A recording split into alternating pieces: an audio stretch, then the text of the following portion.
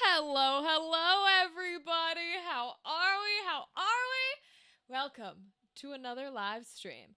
The last one for quite a while because we have a few conventions to go to in May in literally a week. We're going to be at PopCon Indie in a week from what, Friday? Like, that's crazy. I'm excited. But hello, y'all. Hi, gal. Hello, Andrew. Good evening. Awesome colder temps here. Get out of here. Andrew, you always come in here and you blaspheme about the weather. No spring-like hotness this week or next so I can breathe. Listen, I understand some of y'all have allergies and that sucks balls, but I don't care. No cold weather, Andrew. None.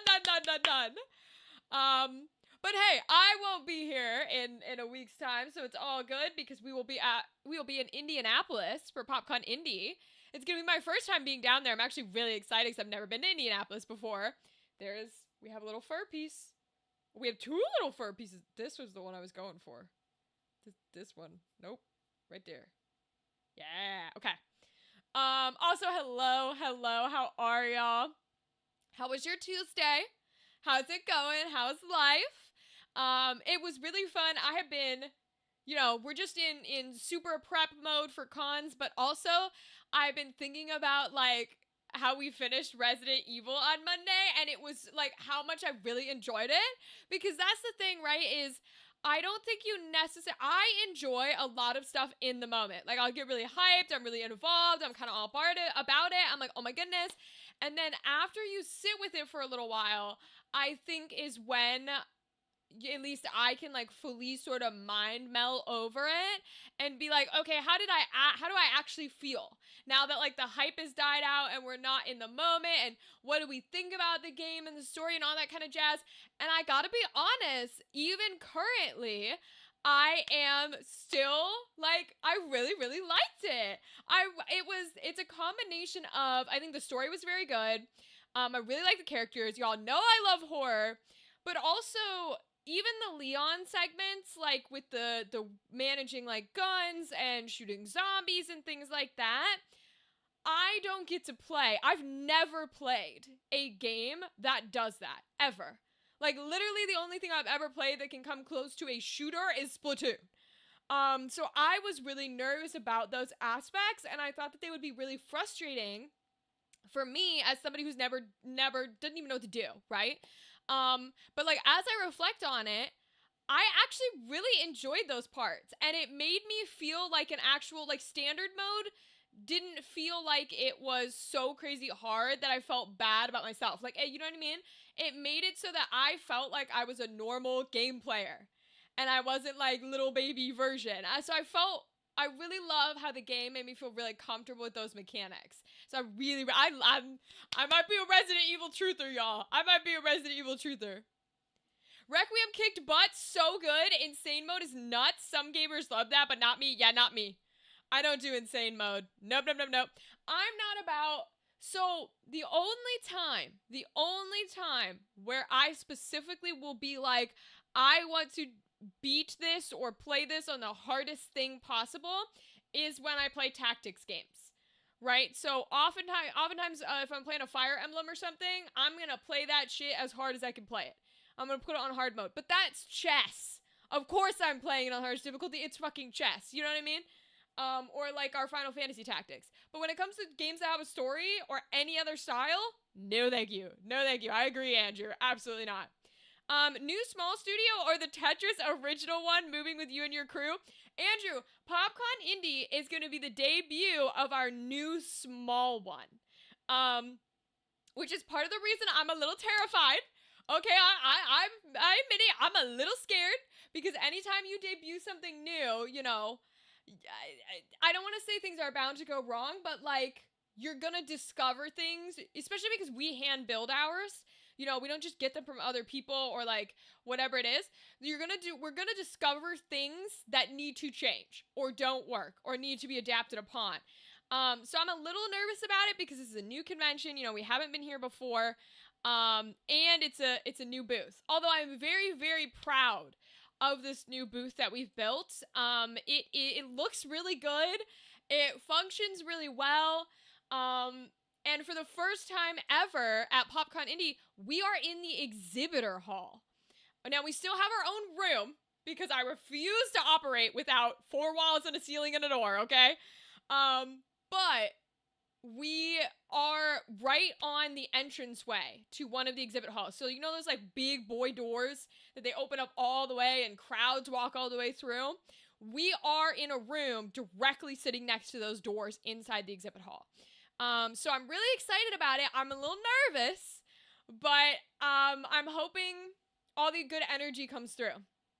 Debut of the mini studio fits in a sedan and not a van. That's correct, Andrew. That's what the mini studio is for, is so that we can take a normal vehicle and not need something crazy. And so I'm looking forward to it. I'm nervous, but I'm looking forward to it.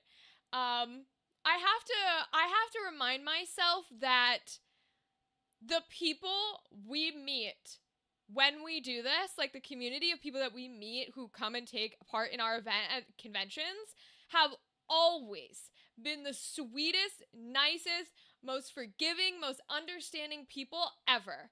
Never once. Now, knock on, you know, all the wood and shit, that's drywall, but you know what I mean. But never once have we encountered somebody who was like rude or, you know, who didn't understand or who was hard to work with or was any kind of, you know, like Karen-y, when they took part in our event. Like, we've never had anybody be like, oh, you charge money or this isn't professional or whatever it is. And so I have to remind that little anxious voice in my head that the people who are coming here to experience this are just people and they're excited and they understand that, like, I'm not a AAA I'm not Bang Zoom. Like, we already talked about them, you know, doing some things that we're doing. I'm not them. You know, I can't hire a 16-person crew to build an entire fucking walled room and have a stage. You know what I mean? So I just remind myself that be proud of what you do and make the experience worth it, and people are there for you. Exhibition hall, look at you, Miss Thing. I know. I'm thrilled. We're moving forward and we're doing as much with this as possible, and this is just like, you know, the little like anxiety imposter syndrome thing.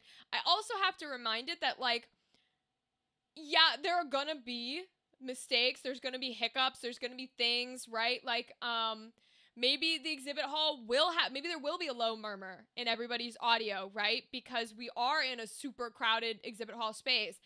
But the trade-off of that is we do something with this that is not done. Nobody else does this.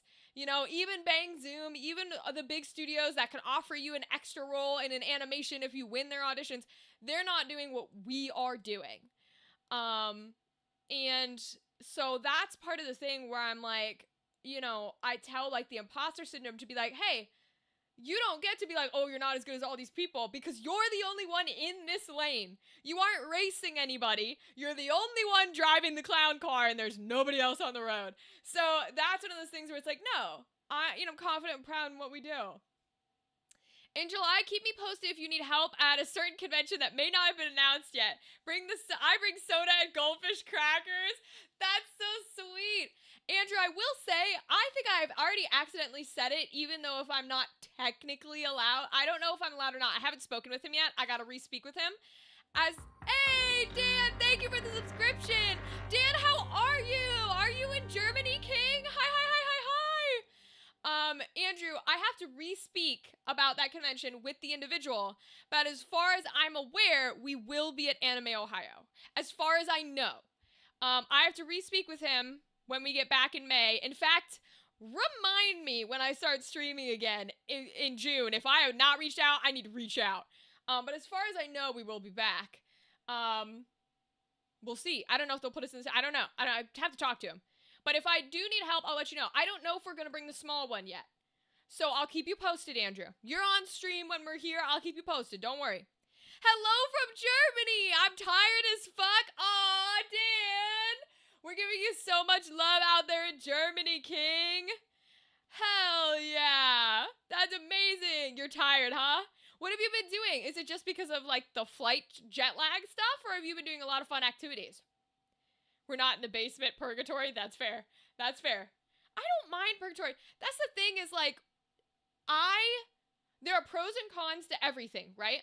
And so part of the cons that are inevitable for what I do is we have to be in a location that is farther away or not in connection to the flow of traffic and to the main centers of a convention. I have no issue with that because that is a side effect that I have chosen. Right? I didn't have to have that be the case if I didn't want to do, like, give people back their audio and I just wanted to do something that Bang Zoom does, right? Where you just audition. So I don't mind being separated and being in a lonely space. Because that's just the consequences of my own actions, if that makes sense. That doesn't bother me at all. In fact, it helps me a lot to have my own little room.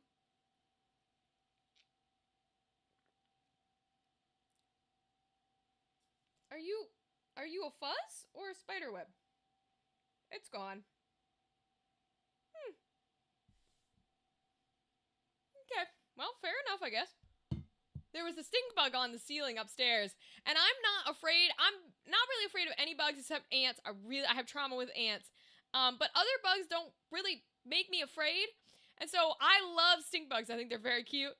And there was one sitting on the ceiling upstairs, and I'm just watching him. I'm like, if the cats knew you were here, you'd be dead, boy. Like, the cats would have destroyed you. Got here early yesterday. I'm tired currently because it's 1:11 a.m. You know, sometimes I wonder why I have no European people that come, or not a lot of European folks that join us. I think it's because our time zones are not equivalent. Especially because, although to be fair,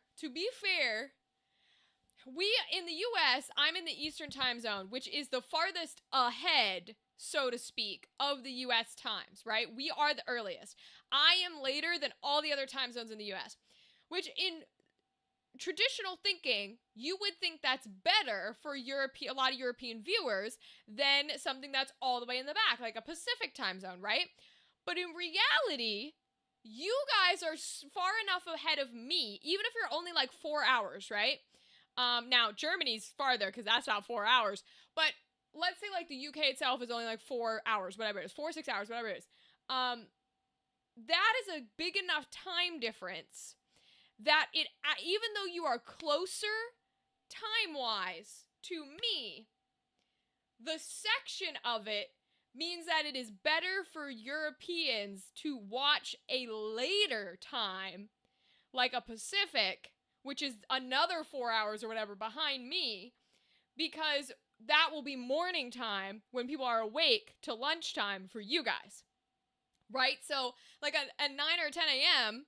will be when they start streaming, whereas when I start streaming, it's already like midnight for you guys. So it's very funny because you guys are closer to me, but the amount of hours makes it so that's not helpful. You actually want to be farther. I find that so interesting. But you got here early yesterday. Okay. Well, I'm sitting now. How did the plane ride go? How did the plane ride go? Are you a plane person? Like, do they matter to you? Are you someone who's really tall and so you need a lot of leg room? Or like, what's, because I know like there doesn't tend to be a lot of in between people who like don't care. It's usually you either hate planes and airports or you love planes and airports. There aren't usually a lot of middlemen. So, are you on either side? Being tired stinks. I agree, Andrew. I agree. It can really suck balls, especially if you're somebody who does not fall asleep easily, me, because you can be tired out of your mind, but your brain will go, but I don't want to sleep. I want to watch the TV show, and I want to play the video game, and I don't want to go to sleep because I want to play the video game. So let's not go sleep. And then you'll like turn off your phone, turn off your computer, and lay there and be like, brain, we're exhausted. We need to sleep. And your brain will be like, but I want to play another level. Can we go play another level and it's a video game? And you're like, brain, no. So, UK is 5 hours ahead? Yeah. That's kind of the thing. Is like, it's, even though it's less, it's closer to us than the other side of the US time-wise. But unfortunately, closer is not better. Because we have like the 8 hours of sleep time on a normal person's schedule. So it doesn't work, you know what I mean? But if you have that full 8 hour difference, then by the time someone's starting, you can continue watching. So it's how it goes sometimes though.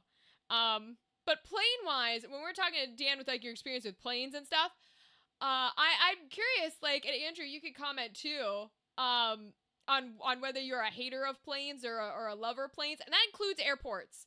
But I suppose they can be different. Because me personally, this is gonna sound crazy, I love an airport.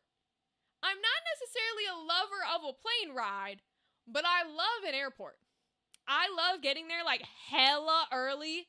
Like, I've gotten to an airport so early before a flight before that the attendant who checked me in said, "Why are you here? Your flight doesn't leave for hours." I was like, I know. Because I love an airport.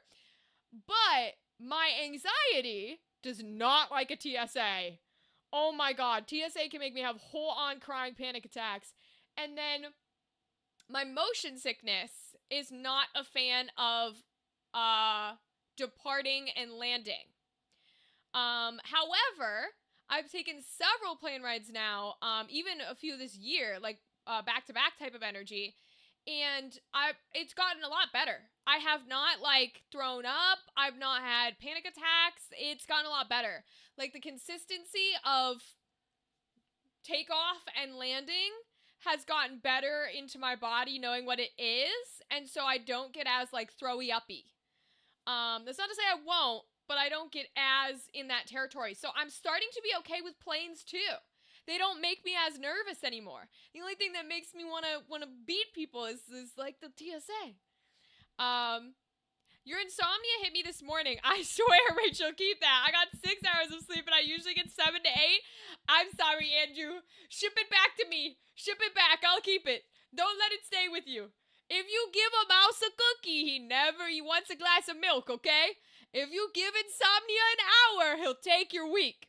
Don't give it to him. I've not traveled by plane that much in my life. In 2000, I spent Christmas in Mexico. Ooh, that sounds fun. What's Christmas like in Mexico, Andrew? That sounds like a lot of fun. I haven't really been that many, like, places. I've not been that many places consciously is probably the words I should use because we know how bad my memory is. So I've technically been to a lot of states. I don't remember any of them because how my memory is. But I got to go to England and I got to go to Dublin, which was really, really fun. I still talk about that trip because I'd still love to live in London. Listen, if I could be on an artistic, if I could be on a theater visa and I could work at the fucking Globe and surrounding theaters in London, that would be my dream. But they don't give you working visas, okay, for the arts. They don't do it. They won't give it to you. So, it will never be. That's just how it goes sometimes. I'm afraid my fat posterior leg will kick the restroom door out while I'm on a plane. That's funny, dude. That's very funny. That's the other thing I will say is, so I have two here's the thing. So, like I said, I'm still working on it, but I've gotten better at the motion sickness, panic attack, throwy up thingies for takeoff and landing. So planes still make me a little nervous. But I have two huge benefits for plane rides. And, the first one is that I'm tiny. So, like, if I can get a window seat, I can literally shove myself in a corner, and I'm fine. I don't need leg room. I don't need I won't even take up half the seat. So whoever's sitting next to me can have, like, half of my seat. Like, I will tiny in a ball, I'm good to go. Which is really, really beneficial, because I know the taller you are, and, like, you have no leg room, you're hitting things, you're sort of on you got your armrest. Oh, it's awful. I know it's probably awful. And the second, yeah, they don't make the jaws on planes. Yeah, the bathrooms are tiny, the seats are tiny. They make you pay for extra legroom. Listen, the companies have a little monopoly over plane shit, and they make me mad. Because they got rid of, you can no longer earn miles for basic seats. You have to upgrade and get a higher economy seat in order to earn miles on every single, major airline company in the US. Like, fuck capitalism, bro. Fuck companies. Fuck all of y'all. Please continue to get me places safely, but fuck all of y'all. You can't earn miles on basic economy seats. Eat shit. Like, and you gotta pay, and you're gonna get assigned a random seat, and you still overbook airplane flights. Like, bless anybody who works for an airline. Genuinely. I hope you guys have benefit packages out the roof, because airline companies fucking suck balls.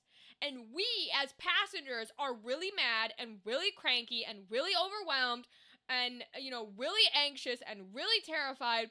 And you guys have to deal with us working under these airline companies who suck balls. You need to be the voice on a plane that your seat can be used as a flotation device? Yeah. Your seat can be used as a flotation device. Please pull the mask down and put it over your own face before assisting others. I know, right? Like, I could do the little commercial voice, but they don't want it to sound like that anymore. But yeah, bless every flight attendant and I was gonna say, the other super huge benefit I have to plane rides that the average person does not have, and why a lot of people hate plane rides besides being really tiny, moving vehicles puts me to sleep. So once the plane is moving, like, we're past takeoff, we're past motion sickness, we're past throwing up, we're past panic attack. Once we are physically just, like, flying through the air, I can sleep the entire flight. And this is not a joke when I say that. The 8+ hour flight that I made from the US to, like, Heathrow in the UK, I slept the entire 8-hour flight, y'all. And it wasn't I'm gonna make sure to stay up for 24 hours so that I sleep for the 8 hours. No, I was on a normal sleep schedule. Moving vehicles just put me to sleep. So I literally was just on a normal sleep, woke up at a normal time, was going about my normal day, sat in the plane started moving, out. 8 hours. 8 hours straight. Completely asleep. To the point where they almost tried to wake me up to make sure I was okay.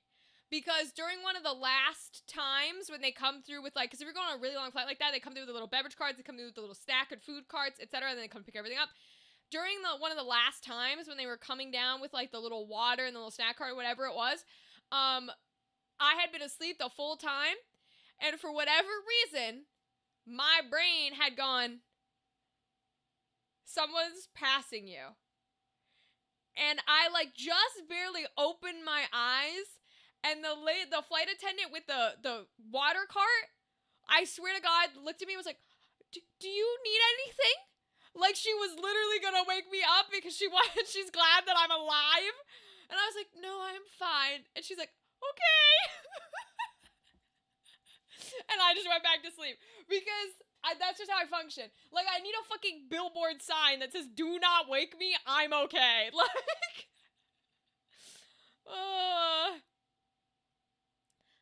I win the lotto, Schumacher RV with your studio and Top Computers editing bay. Literally, Andrew, like, that's the goal is to find somebody to travel all across the country. Is that why you don't drive? Because you would nod off? I actually have never considered that. I've never thought about that. Also, hi, Rythan. Welcome. You came from a superior streamer. What, is Gal live? That's the only option I can think of. Is Gal live or something? Is that what you're talking about? Or is it Ava?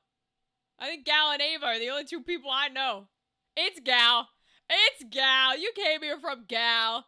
She can already have my stream, right? Then she has full editing controls. Like, if she wanted to take over my stream, she could. Like,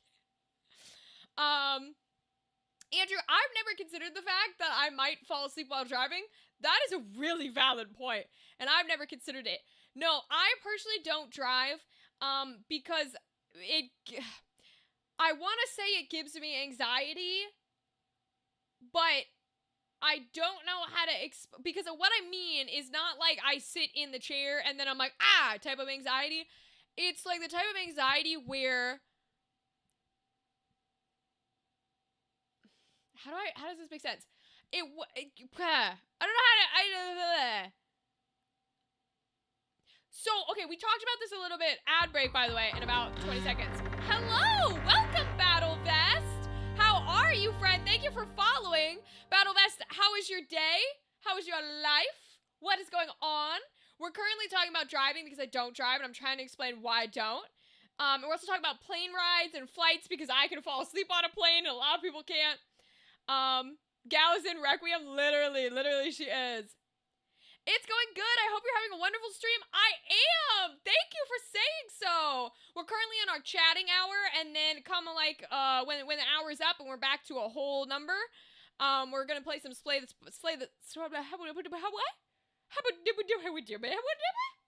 gonna play some Slay the Spire 2.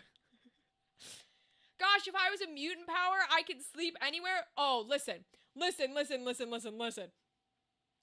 I have a lot of, this is why we're talking about it, because it's so funny, because I have a lot of trouble falling asleep.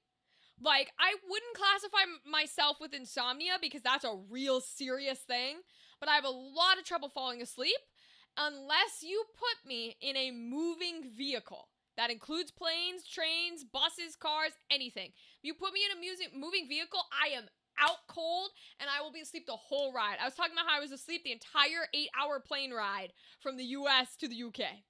And I thank my lucky stars that that's the case, because, praise my mother wherever she may be up there.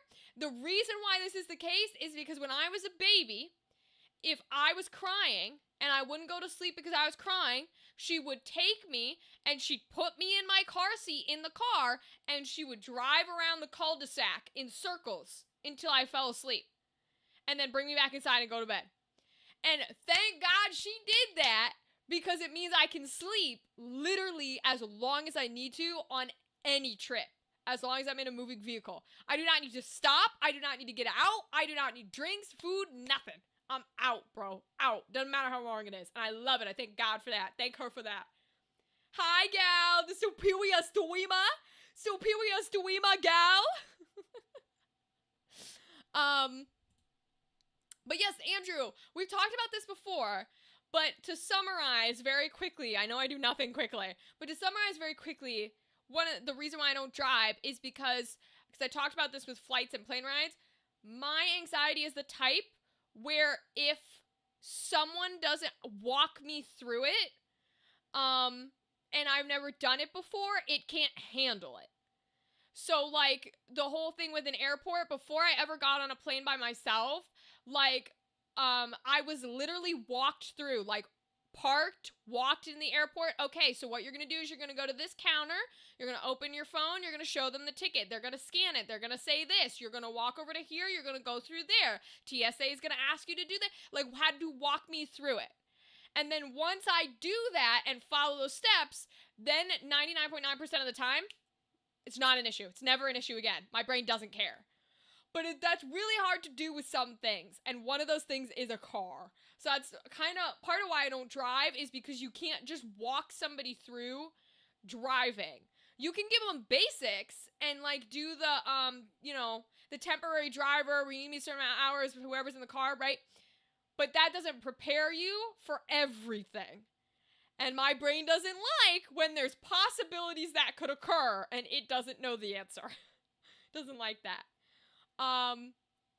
But yes, that's shortened version, if that makes sense. Oh, I have these sitting here. I wanted to show y'all.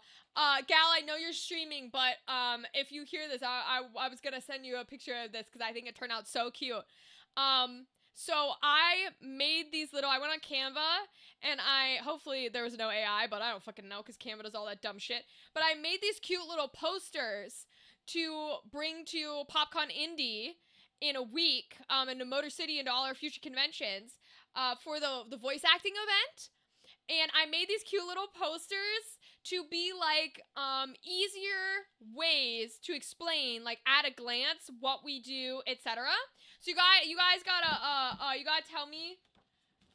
Okay, maybe don't tell me don't critique it too hard, because I have to bring these, but I think they're adorable, and I think they work really well. So I made this little poster. See? I made this little poster, and I think it's so cute. And it says, like, really briefly, and this way you can just look at the poster, and you don't have to hear my whole spiel. But you can see right away that it says, like, let me bring it. It says $5 per line. It's got the 2 maximum. $5 to get edited, and then you get 1 for free, which is how we work. And then you've got your PayPal and your Venmo up here, so we don't have to, like, go through the spiel with every single person. We don't have to, like, I think it takes a lot of the time. We'll still give spiels, but I think it's really cute, and it takes a lot of the excess time out of our process, so we can help people more quickly. And they can know, like, what it's about before they come. Because I know a lot of people don't want to commit to something right away. And so they can read at this. They can see, oh, it's pretty cheap. And then they can pick up a script and they can, like, read through it. I think it's really, really cute. I'm really proud of it. I think it's adorable. And then I contacted some folks from the convention we were just at, Fan Expo Cleveland, and some previous folks who we've done on showcases here on the live stream, to see who would be comfortable having their audio, like, shared publicly. And so I also made this one, which is a little character showcase. And so this QR code links to a playlist of people's edited audio, so that they can hear examples of what their recordings are gonna sound like. And so they don't have to, because we have so many people who are like, I'm not sure, like, I can't grasp what you're trying to say in my head. I don't know how it's gonna sound. I don't know which one I want edited. Like, what's gonna happen? What's it gonna be like? You know, is it music? Is it this theme? Is it whatever? And so now they can pull up the YouTube playlist, and we don't have all the lines on there because it's only the people who were willing to share publicly. But they can find the line of dialogue that they want to do, and they can click that one in the playlist and listen to somebody else who's done it and all of the music and the sound effects. And they can go, whoa, that's really cool. I want that one. So I thought it was really, really cool. That's super cool. Thank you, Ryden.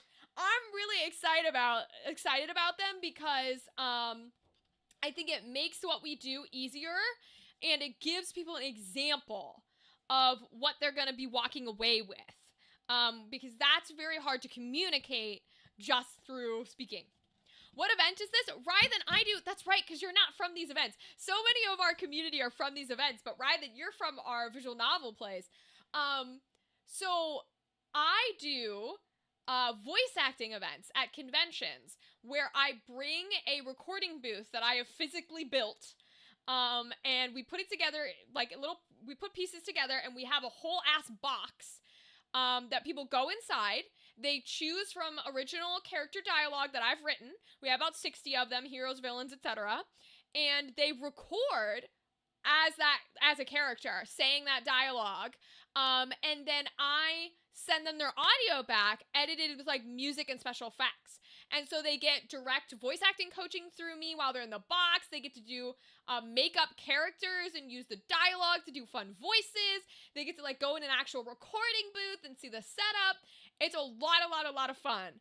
I've been doing this for the past 2 years. And this year in 2026, we're going to 6 different conventions, which is super fun. We finished Fan Expo Cleveland back in March, and we're headed to PopCon Indy in a week, which is why I won't be live for the month of May, because we have PopCon Indy in a week, and then we're back to Motor City, which is our huge one. But I'm really proud of this event that I host and I run and I do. And so, but I'm always trying to improve on it because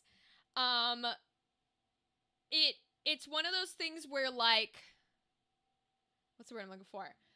Looking from the outside in is tricky because, like I was talking to Andrew earlier about this, no one does this. So I'm always trying to look for ways to make it easier. And so I'm really proud of these little posters. I think they're going to do just that. Have you heard of the Raise Your Voice Visual Novel Jam? I have, actually. I meant to enter it, last time it was going, I think, is the first time I heard about it, but I was not able to. Because of the timing. But I have heard about it. Is it coming around again in 2026? Because I think I had heard about it last year. Hold on, I'm gonna Google it. Visual Novel Jam. Yeah, because it was in October of 2025, and I was not able to join it due to that, when it was running. At least I don't think I was. Sometimes I work on games that I'm not sure what game jams they're entered into, because I like to be a part of games so much that I just kind of say yes to anything, and then I don't ask. It should be right after Spooktober. Okay. I would love, hold me to this, by the way, when we get to the spooky months, hold me to this, if y'all remember. I really want to participate in Spooktober, and by proxy, raise your voice, but really want to participate in Spooktober again, because I feel, I don't know if I should feel bad, but the last time I did a Spooktober jam was the year I won in, 2022, and then I just didn't do them again because I was doing other voice acting projects, and I've never been able to go back and do the jam again. So I'd love to come back after what's going to be 4 years, and see how much I've improved and see if we can win again. But no, just to take, because it's so much fun, I'd love to be a part of as many projects as I can. I got you. Awesome. Yes, please remind me when we get back up to spooky month. Because I do want to take part in it again. I would love to be a part of it. I had so much fun. It genuinely kickstarted a lot of what I do was, being a part of that game. And so being part of a couple of games, actually, I won for one of them, but I was part of a couple of them, for that Spooktober jam in 2022. So I hope they don't limit, because I know some game jams nowadays limit the amount of separate games you're allowed to be a part of. Hopefully they don't. Back when I was in it back then, they did not limit. Voice actors could be in as many groups as they wanted. But to be fair, voice acting wasn't really a thing for game jams back then. But so they let me be in as many as I want. Hopefully that will still be the case. But yeah, definitely remind me. Remind me when we get up to September, because I think that's when everybody's making their games. So if there's going to be casting calls and stuff, I want to be applying. And also, doing more voice director stuff. Because I've been able to be a voice actor on and voice directing for, we've talked about it on stream here before. I never get the acronym right. Neon Meat Grinder. Nope, I have no idea. Neon Meat Grinder Bloodbath Exorcist, I think is what it is. I get to voice act in it, but I also get to voice direct. And it's been a blast voice directing for that animation. And they are a lovely fucking crew, a lovely bunch. And y'all know how bad I am with connections. It's like I love people and I have great experiences with them, and then I forget to keep in contact, and so I never get sent to anyone else to work on projects like you're supposed to be doing.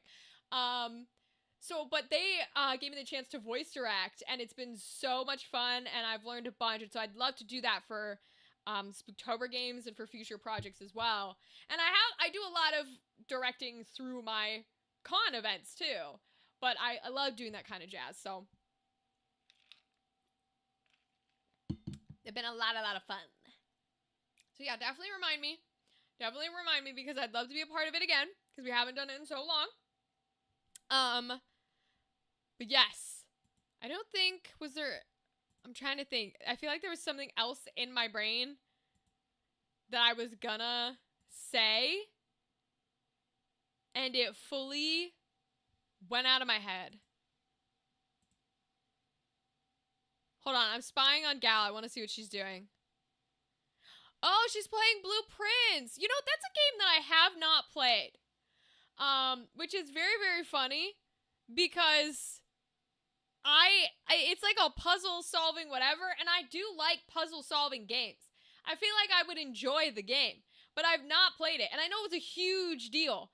Like, all the big streamers were playing it and really enjoyed all the puzzles and stuff. I don't know. Never got into it. I was like, not my thing. I didn't watch anybody play it. I didn't play it myself. Nothing. But maybe after Gal's finished it, I can ask her what she thought of it, and maybe we'll play it on over here as well, because I think that could be a fun one. But okay, I'm gonna jump over to Slay the Spire 2. Because it's casual enough that we can still chat about everything while playing. So let me see here. Alright, Slay the Spire 2! Let's go! I fucking love Slay the Spire, y'all. Okay. Now, we only played once, so I think we left off with... the region got unlocked! Okay. Ooh, look at the little creatures and his little things. That's so cute. So I hear the regent is like really good and possibly a little broken. Heir to the throne of stars, wields cosmic powers, but his minions do the work. Divine right, at the start of each combat, gain 3 stars. Okay, so this is a brand new character. So we're gonna play as him and try to learn how he plays, because I have no idea. Question is, do you guys have audio? Yes, you do. Okay. This one's probably a little bit quieter than others, so I'll bring it up just a tad. Yeah, there we go. Okay. Let's see how the region plays. I'm excited. Meow, Mother of Resurrection. Oh, we have to give him a voice. We have to give the region a voice. Okay. The region can be, oversized blue creature. I am the future king. Cute. You will see me again. Yes, we will. So lead paperweight, choose 1 of 2 colors cards to add to your deck. Booming Conch, at the start of elite combats, draw 2 additional cards, okay? Cursed Pearl, receive greed, but gain 333 gold. Ooh, unplayable and eternal. Cannot be removed or transformed from your deck. Oh, I'm such a, like, smallest deck I could get that would really annoy me. I'm gonna try the colors cards. Let's see what they are. Gain 13 block and retain your hand this turn. Retain cards are not discarded at the end of the turn. Okay. For 2. Or prolong. Next turn you gain block equal to your current block. Oh, interesting. I'll take prolong. I think that's fine. The act you will fight the king. We have not fought him yet. And this is the divine right thing. Okay, so let's proceed. Let's see what he does. Act 1. Overgrowth. Okay, so if we scroll here, I usually like to fight as many baddies as I can. Ooh, I love seeing all the question mark, the little unknown events. Okay, I'm gonna go this way, because I like to fight baddies. He's so cool. Look at his little minions trying to hold up his stone throne. So cool, bro. Okay, so he's gonna apply a debuff. So let's see. What are these little stars? Because it's not just energy, right? That's everybody has. It's stars. Your current star count. The region's cards may require star to play. This one requires star. Weak. Weakened creature deals, blah, blah, blah, vulnerable, okay. Deal 8 damage, apply weakened vulnerable. Ah, so this costs stars, but no energy. Okay, so it's like an extra source. That's not bad. That's not bad. Okay, let's deal some damage. We'll pop a defend, and a prolong. Okay. He has shrunk me. While Shrinker Beetle is alive, your attacks deal 30% less damage. Okay. 30% less damage. What's Venerate? Oh, gain star. Oh, so our star does not regenerate. Okay, because the energy comes back every turn. Stars do not. Okay, we're definitely going to take that then. Stars do not come back. And we have our 10 from last turn, so we'll do that. Interesting. Okay, this is a cool mechanic. I'm intrigued. Do we have enough to destroy him? No, we'd only deal 8, so we're going to take the block, I think.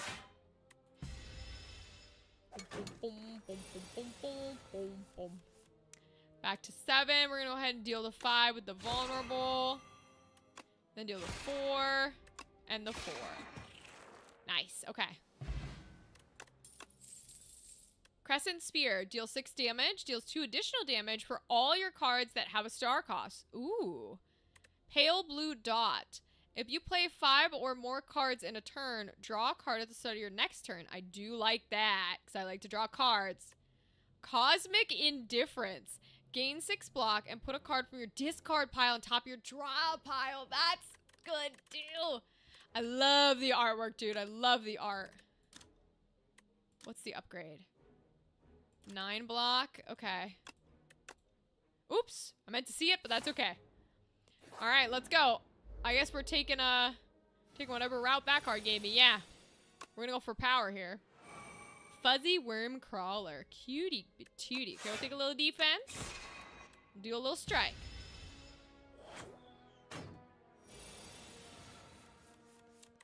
Venerate, gain stars. We're gonna do that first. Then Venerate.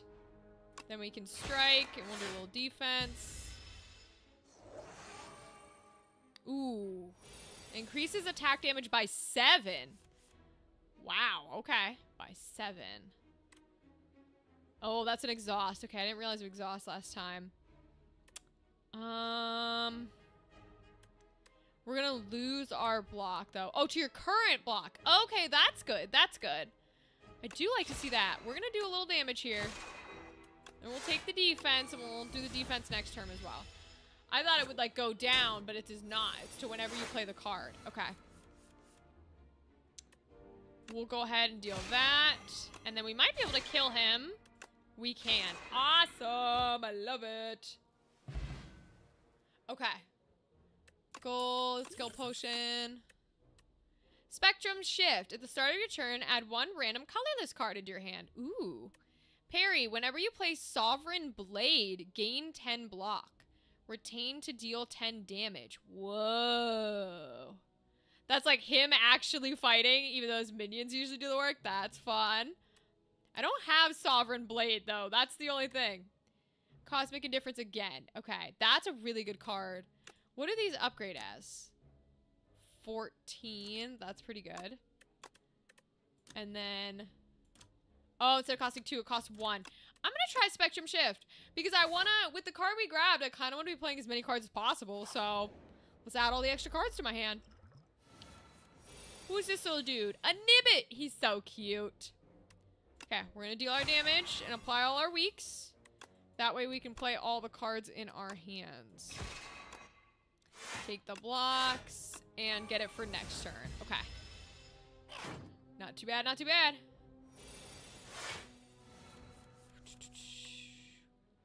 I think... yeah, we're just gonna play these two, I think. And I'm comfortable with that. A lot of people might not like that, but I'm comfortable with that. Because I kind of want to see, yeah, how it works. Automation. Every 10 cards you draw, gain energy. Okay. Sure. We'll put automation on. And then we'll do some attackies. Nice. Increases attack damage by 2. Okay. Okay. Oh, I don't have 2-star to do it. Okay, so we'll have to put Venerate up so I can do the 8 here. And then 9 and 9 is 18. I love that it does that now, where when you hover over, it'll show, it like changes to what the actual amount of damage you're doing is. Because math is hard, man. Okay. Photon Cut. Deal 10 damage, draw 1 card, and put 1 card from your hand on top of your draw pile. Ooh. Refine Blade. Forge for 9. What is Forge? The first time you forge each combat, add Sovereign Blade into your hand. Adds additional damage to Sovereign Blade. I see, because you keep it. Okay, well that other card needs Sovereign Blade, so let's use it. Alright, what's our event? Oh, it's the market! Cool. I love the market person. Okay, no relic. Can't afford any relics. Gain 5 max HP. Colorless. Gain 3. I love thorns. We're gonna go ahead and remove. I'm gonna take out one of our regular strikes. And then deal 12. Draw 2. That's not bad because we want to be drawing cards. Gain a strength and enemies lose 1. Ooh, that's cool. Ooh, a free energy, but it costs a star. Every 4 energy you spend, gain an energy. Ooh, these are all really cool. Wait, I really kind of like how the Regent plays. I'm going to go for this one, I think. Whoa. And see how we go here. Okay. We've got a good amount of health still, 69 to 75, so we might go that way to get all the attackies in. Oh, but it's 2 flames. We don't necessarily need 2 flames. We can get elites up there. Let's do it this way. Wood carvings. You open a dusty box to find a set of 3 elaborate wood carvings. I see. Very cool. There's the box and there's the wood carvings. A bird, a snake, and a Taurus. A nearby pedestal has indentations which match the bottom of the carvings. Which carving will you place on the pedestal? Bird, choose 1 starter card to transform into Peck. Deal 2 damage 3 times. Okay. Snake, enchant 1 card with Slither. When you draw this card, randomize its cost from 0 to 3. Dude, in Slay the Spire 1, they have a potion that's the snake potion, and it does this. It randomizes the cost of all the cards in your hand, and I hated it. Because I was like, no, I specifically set them to be the cost they are. Stop randomizing it. Oh, that drives me crazy.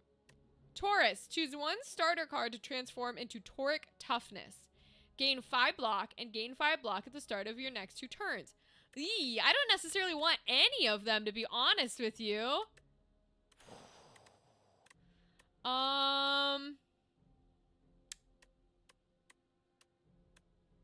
I guess we'll go bird, because it at least gives us damage. It's interesting that it's a starter card, because it means that you can't, it's limiting you, so you can't, like, if you picked up a curse or something that you want to get rid of, you're not allowed to do it to those cards, which I find very intriguing. We'll put it on to strike, I think. Okay. Wood carvings. You place the bird carving on the pedestal and the statue's eyes light up. And you hear a faint ringing within your mind. Caw! Caw, caw! The pedestal opens and a strange fluid begins to pour out. Naturally, you drink it all. Hell yeah. Alright, next event. Oh, it's a baddie! Aggressive. Enemy intends to attack 4 damage 2 times. Okay. Mauler. He's a big boy.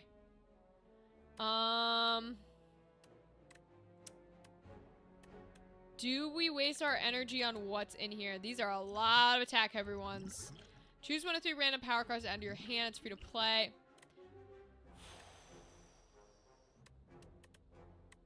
We don't have any block, so we're gonna take 8 if we do that. What's in here to draw, though? I mean, we could draw some defense cards. We might not. We could draw some block cards.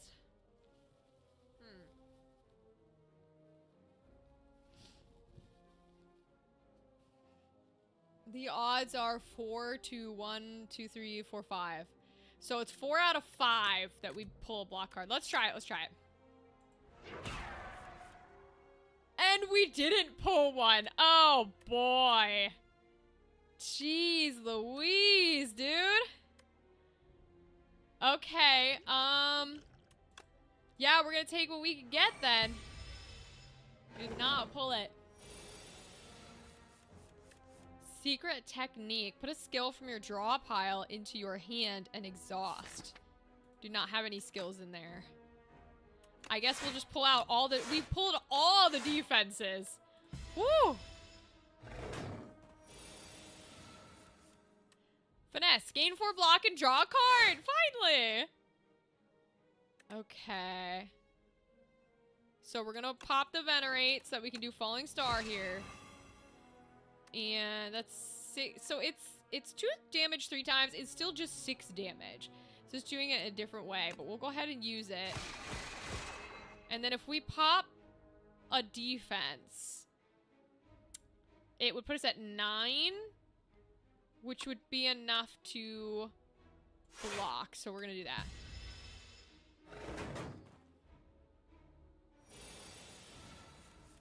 Shockwave. Apply 3 weak and vulnerable to all enemies. I do not need that. We'll put Pale up, because I like that. Let's do a refine, because we haven't gotten the blade out yet. Oh, cool!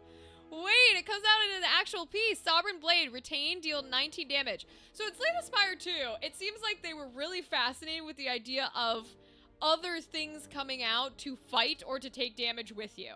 Because the one character that we haven't met yet has a skeleton hand. She's like a necromancer that can take damage and fight as well before it gets to you. And now he has like a blade that stays around and does damage, and you can have the little bird if you get the egg event. They were really fascinated by this concept. And honestly, I'm not upset by it. Oh, gain additional energy next turn. Ooh. Love that. Okay. Well, we want to deal damage here as much as possible. So let's just deal the strike, and we're gonna keep going. He popped vulnerable on us, huh? We're gonna take 21. Whoo. 21. Omnislice. Deal 8 damage. Damage all other enemies equal to the damage dealt. Okay, well, we'll do that, because that's for free there. And then do we have a skill we want to pull? I mean, yeah, we probably want to pull Finesse, to be honest. Oops. Well, I clicked too fast. I gotta stop clicking so fast. I do have that issue. I have that issue a lot where I will click real fast, and I need to stop doing that. We're gonna deal the 19 damage. We'll pop a Prolong on so we at least get it next turn, too. We probably won't need it next turn. Down to 50, huh? Flash of Steel to deal 5. Strike to deal 6. Okay, okay. I love this little sword. That's fun. Solar Strike. Deal 9 damage, gain a star. I like gain a star. Deal 7 damage and Forge. Ooh, we could go hard on this blade. Glimmer. Draw 3 cards. Put a card from your hand on top of your draw pile. Another good one.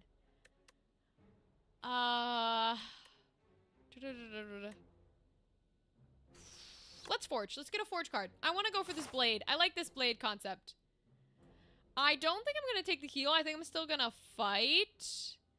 Because I think I can make it through 2 baddies to go up this way. I'm going to try it. We're going to try it. We'll see how it goes. I don't really know. 6 damage, huh? Alright, we'll pull the Spectrum out. We'll deal a little damage. And then we'll put a little defense on. I'm not going to put Prolong out for 5. Because that feels like a waste. 14. Okay, okay. Oh, next turn, that's where my energy was coming from. Ooh, the little lines on his throne glow. That's cute. Deal 19. Shockwave. Let's put the defense out, I think, because we'll keep the blade.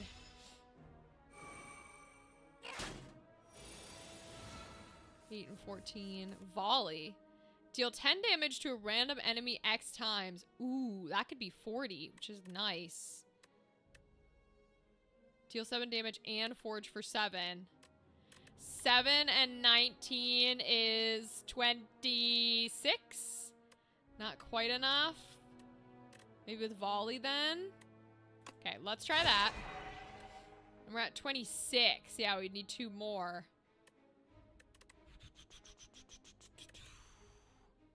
We can guiding star him. No, we don't have the stars for it. Ooh, interesting.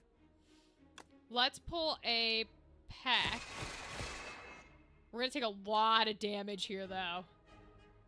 Oh, jeez. I think we do it.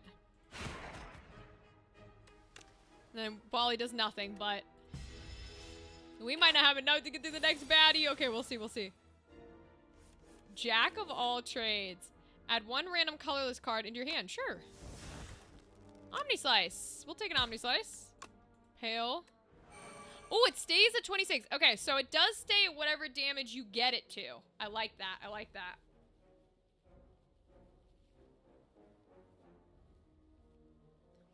I was worried it would reset. I was worried it would reset back down to its original number, but it did not. Okay, well, we cannot defend, so we might as well deal some damage. Ay, ay, ay. I don't think this is the best battle.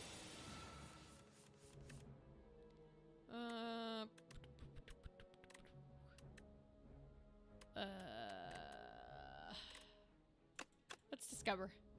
Crash landing. Deal 21 damage to all enemies. Fill your hand with debris. Oh, I see. Ethereal. Deal 9 damage to all enemies. All enemies lose 9 strength, but we don't have the stars. Gain a block, gain a star. Let's do this one. There we go. Because that'll end it.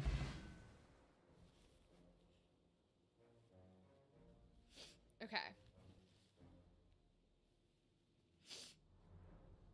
All right.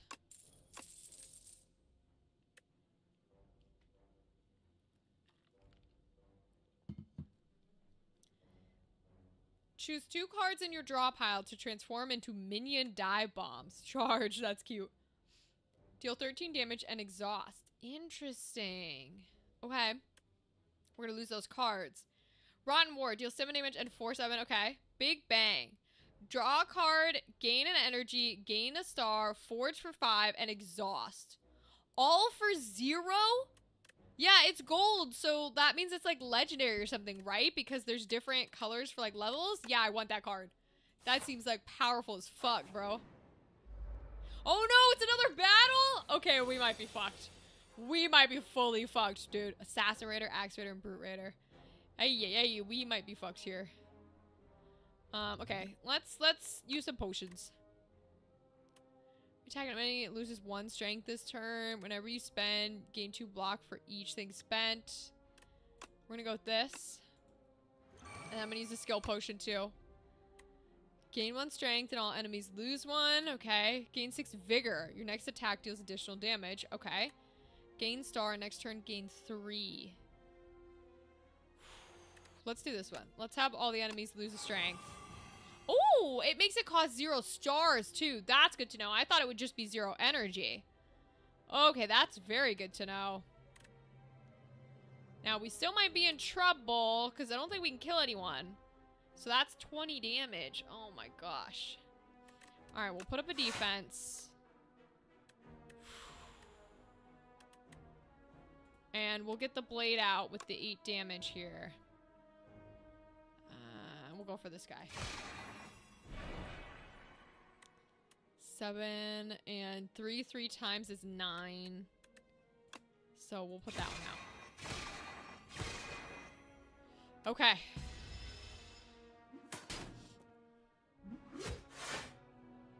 Monarch's Gaze. Lose 4 strength to the end of this turn. Okay, that must be the card that I had played.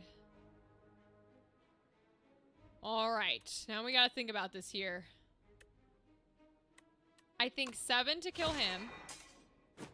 And then he's at 26.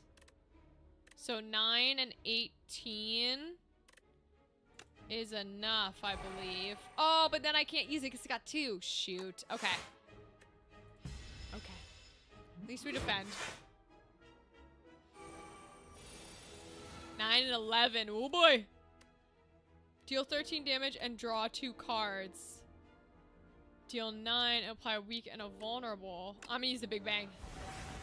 We got to, man. There's 32, so we can take out this guy. Let's take him out. Now we've got an 11 to deal with. I love how they fall down like that. That's so satisfying. We'll use the falling star to get the weak on him. And then 13. Yeah, let's use the 13. Nice. Okay, okay. Woo! I don't know if we're going to be able to make it now, though. I was not planning on a third one. Deal 14 damage to all enemies. That's fun. Gain 17 block. Blocked attack damage is reflect to your attacker this turn. Ooh. Crush under. Deal 7 damage to all enemies, and all enemies lose 1 strength this turn. That feels pretty good. Take that one. What do we get in the treasure chest? Whenever you add an attack card to your deck, upgrade it. Ooh, I love the eggs. To get something already upgraded is awesome. All right, here we go. We only have 12 health and no potions. So 3 damage and 8 damage. Okay. 9, 10, 11. So this guy's easier to kill, so we're going to go for him. And then we'll put on 2 defenses, so we only take 1 here.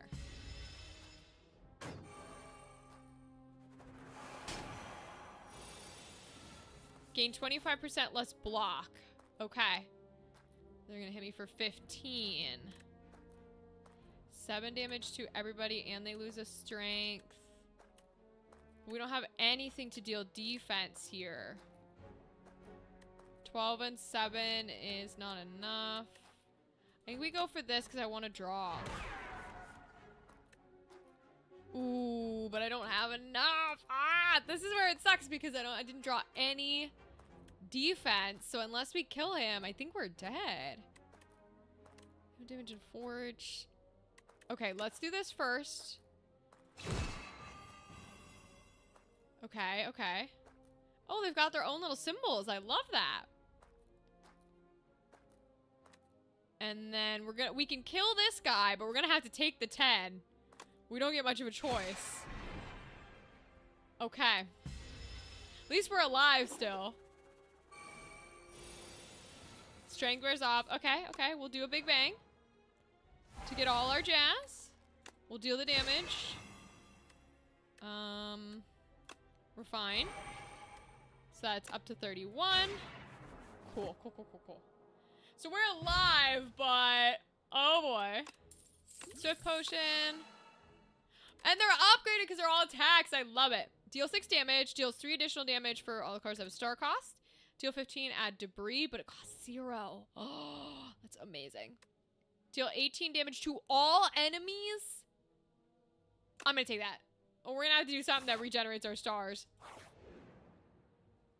We have to rest. We are on 1 health, bro.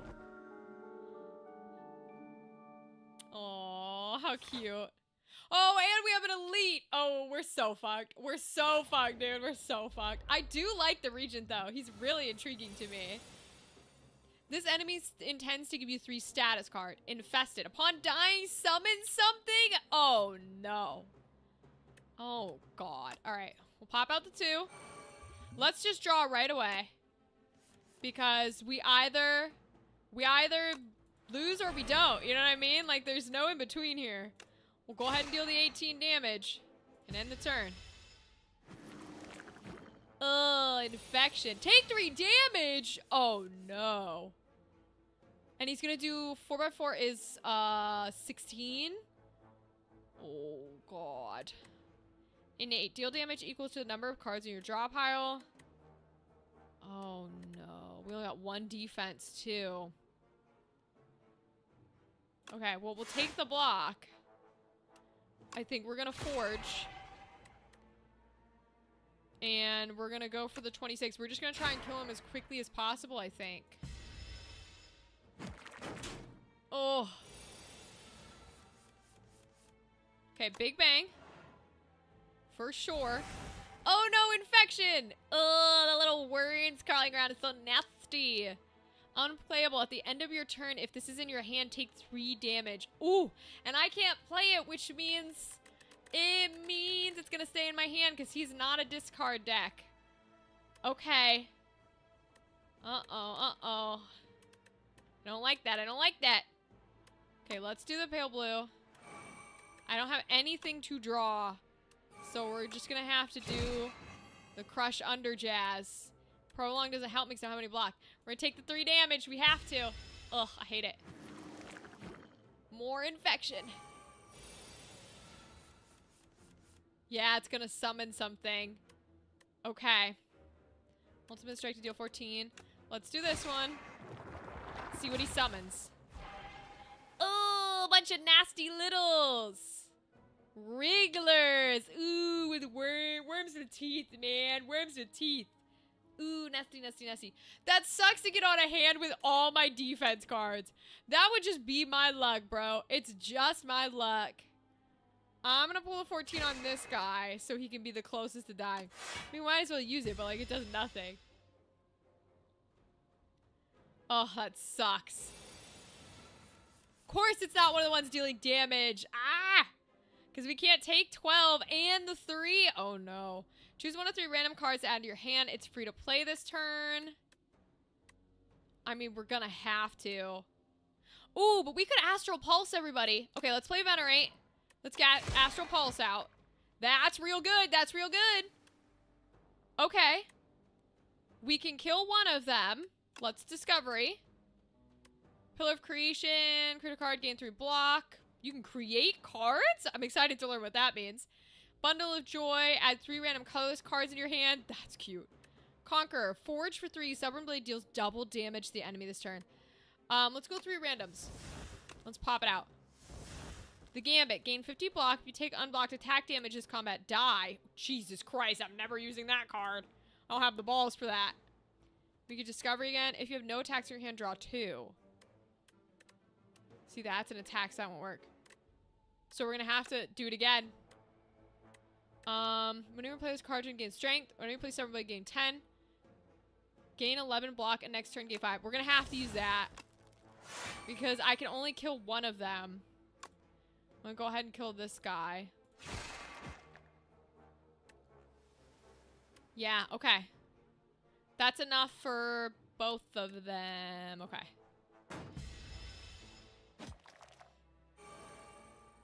But it's okay, because we can kill them this turn. Equilibrium. Game 13 block. Very cool.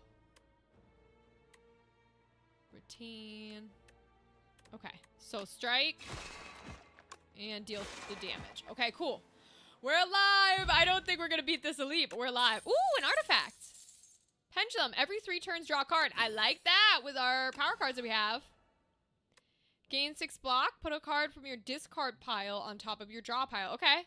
This one we've seen a lot. That might be good. Devastate to deal 40. I'm going to take the block one. Another battle, y'all. I don't know about this. Twig slime. Leaf slime. Oh, boy. Okay. Deal 7. Deal 12. Okay. Let's kill the 12. Just get him out of the way. And then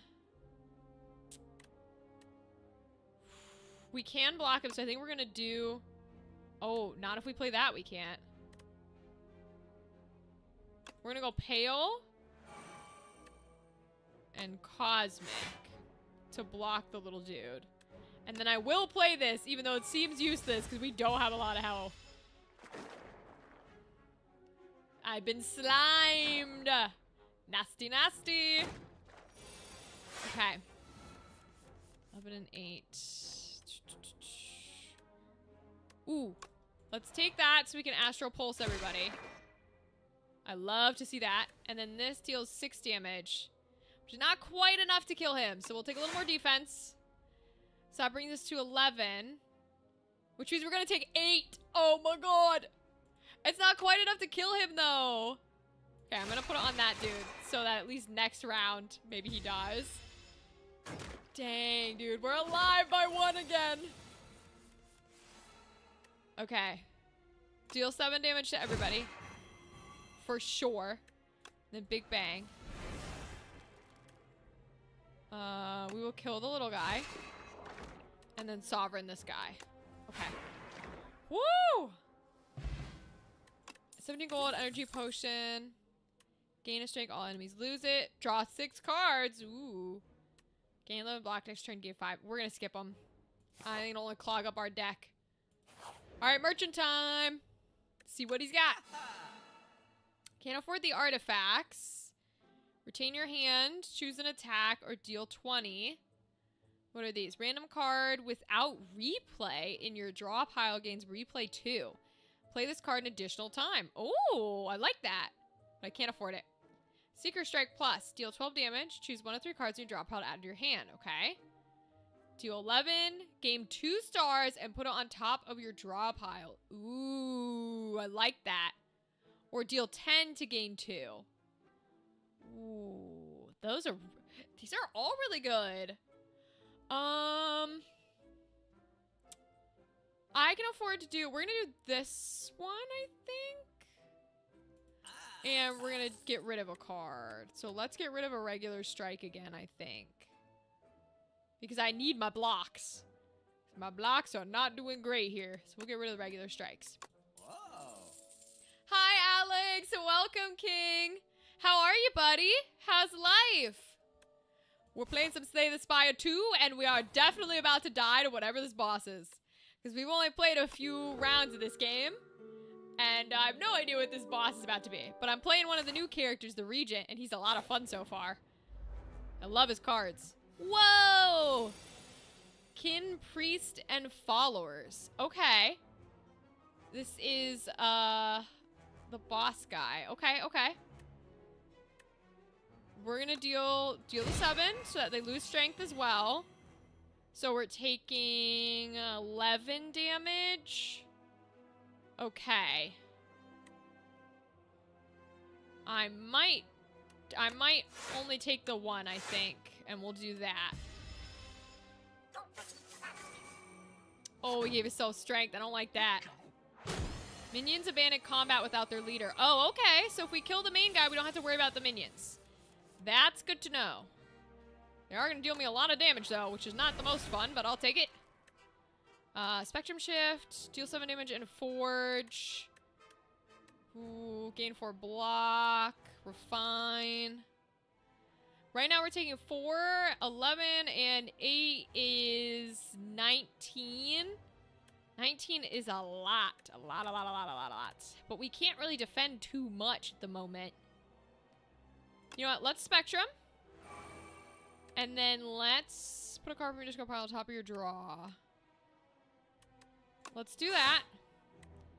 We're gonna put Venerate on top, I think. And then we're gonna do another block. And then we're gonna use our energy potion here to do our double forges. There we go.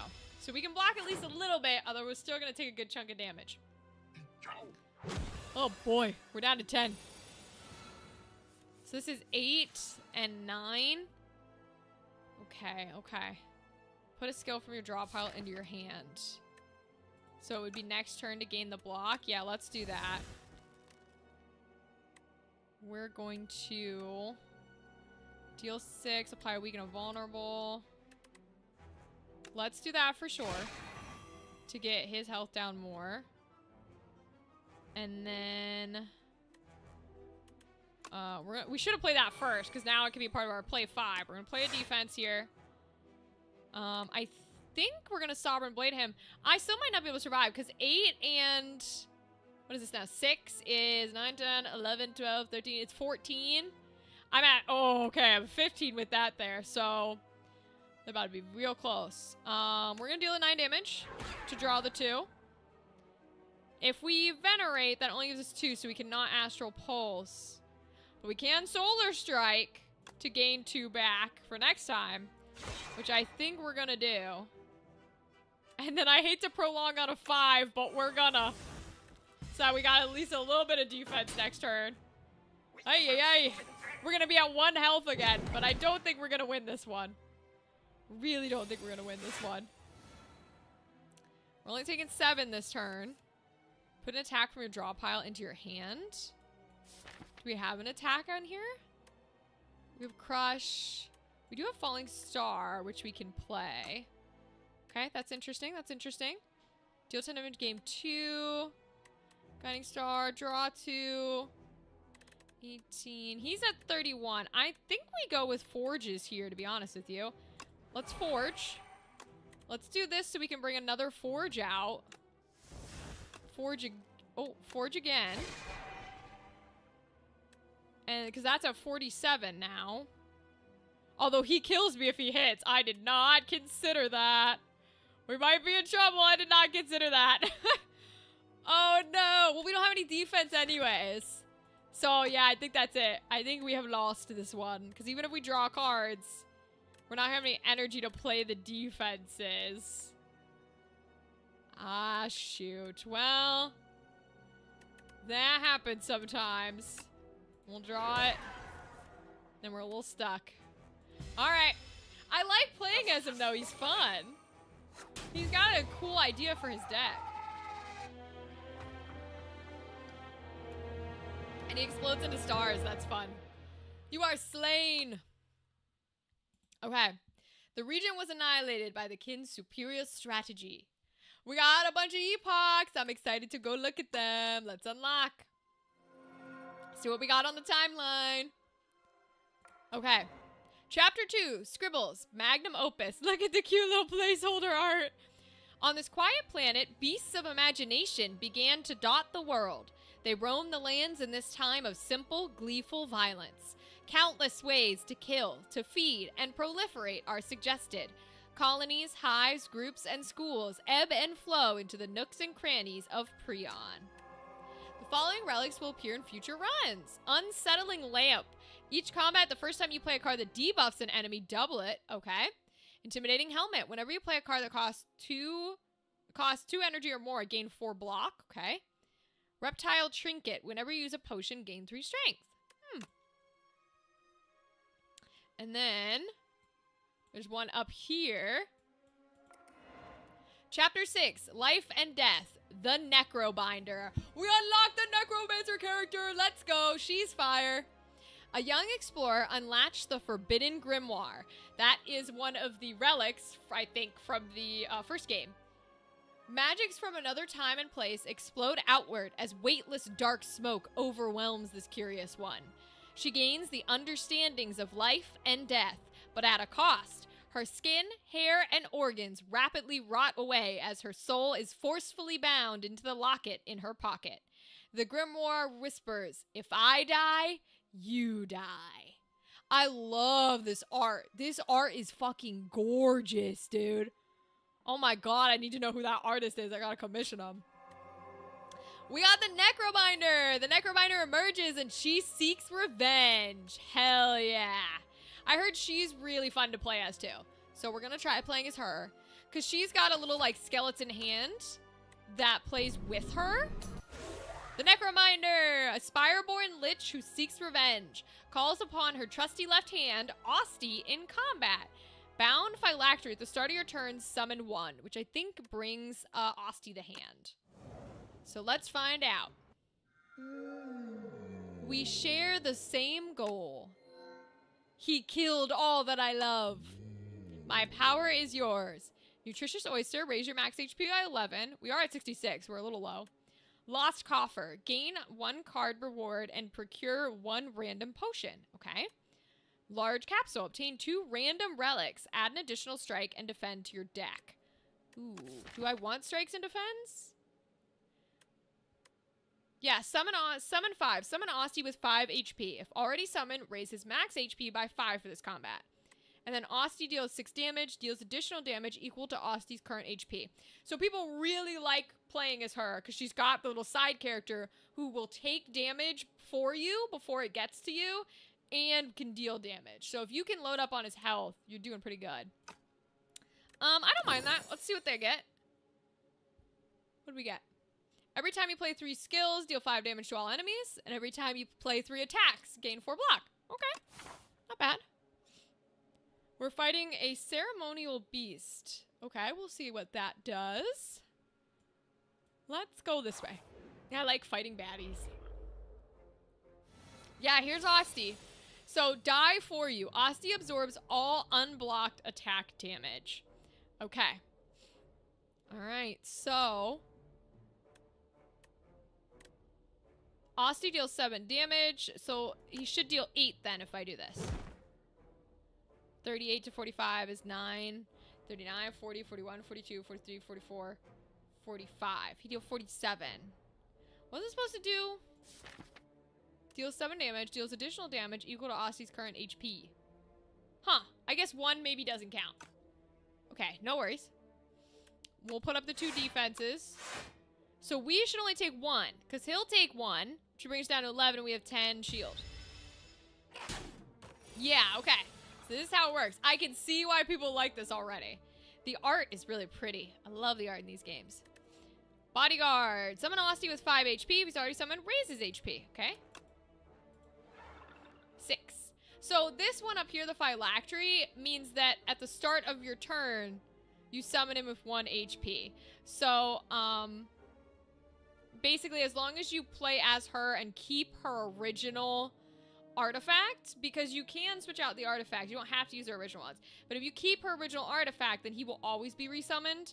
So you don't have to worry about him not coming back, is essentially what they're saying, if I understand correctly. Cool, cool, cool, cool. Oh, he absorbs all unblocked attack damage.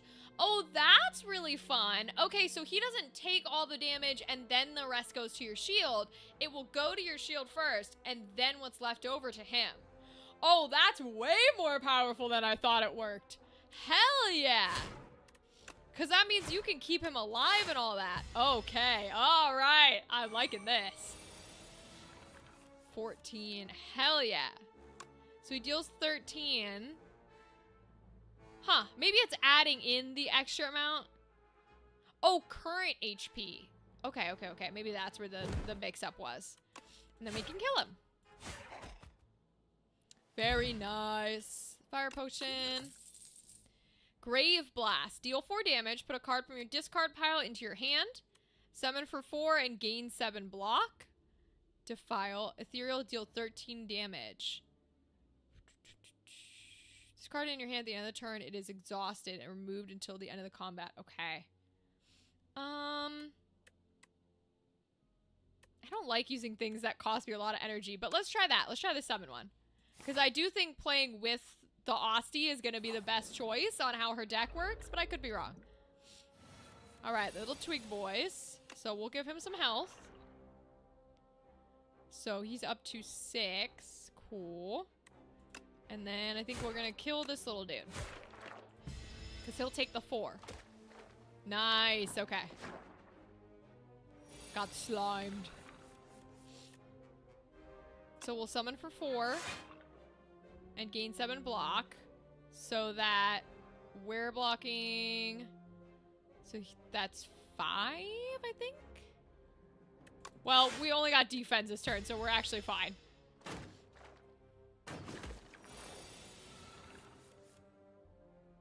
Oh, he healed for 1. Why did he heal for 1? I wonder what that was about. We'll deal 14. We'll give him a little more health. And we'll strike.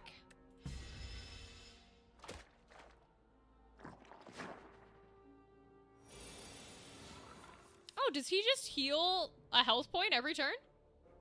Yeah, raises max HP by 1. Oh, I see. Okay, I can see how this can get out of proportion. Because if he's alive, he just keeps healing or raising his max HP over and over. Very fun. Okay. I see why people like this card. I get it. Because I don't even need to defend here because he's going to take all 8. That's very nice. Okay. Yep, I get why people like to play as her.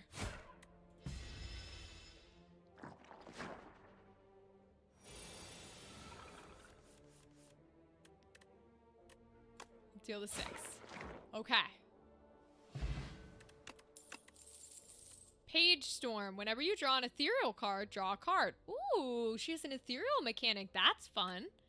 Blight Strike. Deal 8 damage and apply Doom equal to damage dealt. Doom. At the end of the enemy's turn, if it has at least as much Doom as HP, it dies. Oh, kind of like how poison works in the silence deck, because she can do a discard or a poison. I don't know if poison hits at the start of the turn or at the end of the turn, but that's very similar to me to poison, because that's how I logic out poison in my head.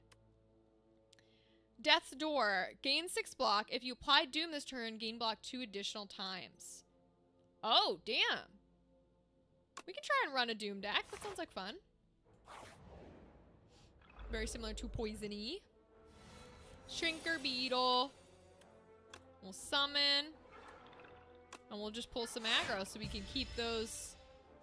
Keep Asti at some high health. Oh, he does not get shrunk. Interesting. Huh, does his attack deal less damage? I'm curious if his attacks will deal less damage too. Here we go. It does not look like Austy's attack deal less damage. I feel like the Shrinker Beetle should probably be causing both of us to deal less damage. That feels interesting, but okay.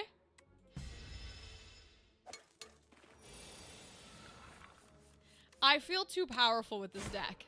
I'm probably gonna regret those words, but I feel too powerful with this. Reaper form. Whenever attacks deal damage, they also apply that much Doom. Ooh. Invoke. Next turn, summon 2 and gain 2 energy. Ooh, that's good too. Okay, let's see. Debilitate. Deal 10 damage. Vulnerable and weak are twice as effective against the enemy for the next 3 turns. I'm gonna go with Reaper form, baby. Let's try it. Ooh, Vine Shambler. We'll put some summoning up here. Here we go, so we can fully block it. 8, huh? We would take 2 if we do that. I'm gonna do it anyways. I'm gonna take the 2. I'm gonna take the 2. He's dead, but I think cause of Brianna, I see. Tangled. Attacks cost an additional energy this turn. Okay. I see. They cost 2 now. Okay. Wait. Okay, so I want to try this. Because technically this is going to apply Doom. Yeah, it gave 6 Doom because we dealt 6 damage. So this should trigger twice. Right? So it's either going to give us 18 or 12. Damn! Okay. A Doom deck could be good, y'all. Could be very good. I love that. That was nice. Okay. Deal 8 damage. We'll strike. And then we'll take our 18. Woo-wee! It's at least fun at normal ascension levels. I don't know about extra. Malicious. This enemy intends to apply afflictions on your cards. I hate that. That I hate a bunch, actually. Put a defense on. So that he doesn't just kill Asti there. Tangled. Ah, okay. That's what it meant. Got it. Summon 4. Gain 7 block. So that way we're good.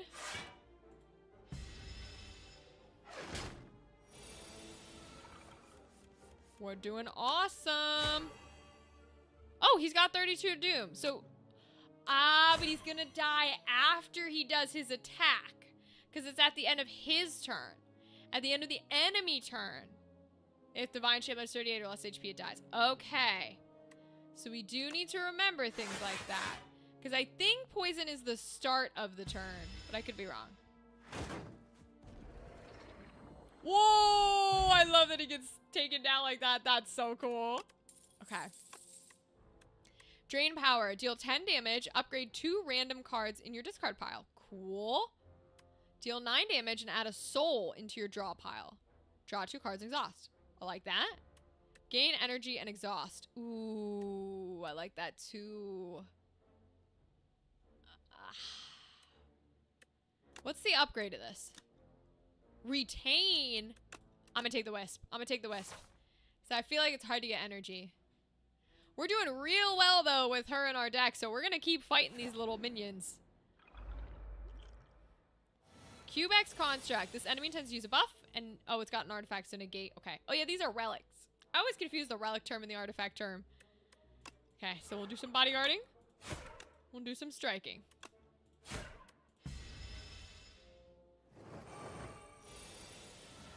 Increase attack damage by 2. Okay. We're gonna take the wisp so that we can do Reaper form. And, we're gonna keep... Oh, cost 2 to do that. Okay, so we're gonna take a little damage here. That's fine. 11. We can do that, though, and we can get to 18, which is pretty good. Very nice. Oh, I see. The difference between Doom and Poison, even though it might happen relatively the same time or whenever it occurs, where it's like, oh, if it has enough, then the thing's gonna die, is Poison goes down in stacks and deals the damage. So, like, this 6 would have dealt 6 damage and then gone down to 5. Whereas Doom, it just sits there and does nothing until it's high enough. I see. Okay. Okay, that kind of makes sense in my head. I don't want to take that damage. I think I'm going to use the fire potion. And kill him here.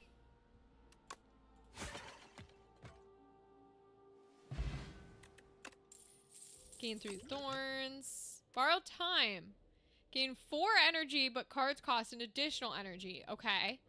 Flatten. Asti deals 12 damage. This card costs 0 energy if Asti is attacked this turn. Ooh. And Asti deals 6 damage with a poke. Both of these are good. I'm going to go with this one. I'm going to go with Flatten. I think that's fun. Okay. I don't think we need to worry about that too hard. We'll do 2 strikes and a defense. Yeah.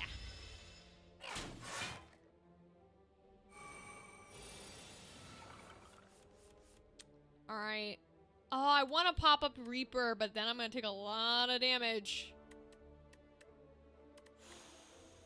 Okay, let's defend here. Even without the Doom. So that we're not taking too much damage, at least.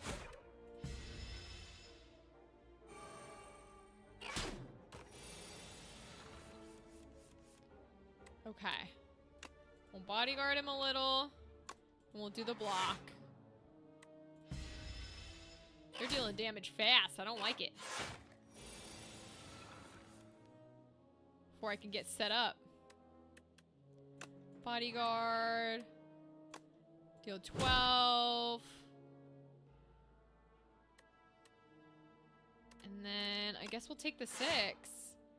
So that way he's not fully dead.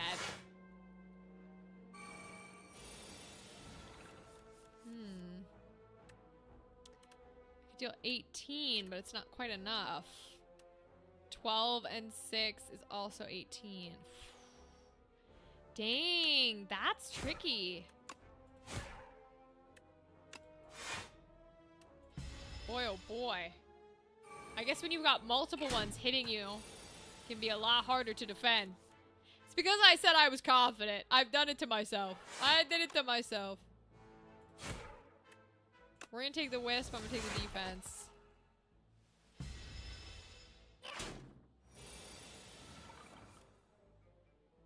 Okay.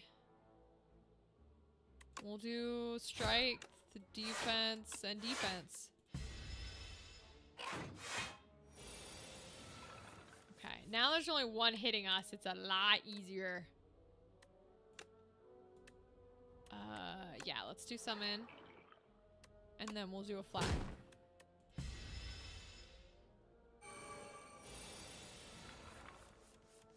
Okay. We'll deal the 15. And then that 2 6s will kill him. Okay. Woo! That one was interesting. Debilitate. Deal 10 damage. Vulnerable and weak are twice as effective. Okay. Deathbringer. Apply 21 doom and 1 weak to all enemies. Ooh. Or gain another wisp. We can try Deathbringer. We do want some Doom. I'm not gonna heal. I know we're a little low. Oh, this is so cute. With the green fire. This is adorable. But I'm gonna smith. Deals 9 damage. Versus 6. Okay. Summon for 7 versus 5. 5 and 9. 7. Ooh, retain. I love a retain card, man. Yeah, the wisps are retained too. 16. Deathbringer. 26. Okay. I'm gonna put retain on the Reaper form. I think that's what I'm gonna do. So that we can keep it until we've got the energy to play it. Okay, here we go. Take 12 here, huh? Or we could take 3 and kill the little dude. I think that's the way to go.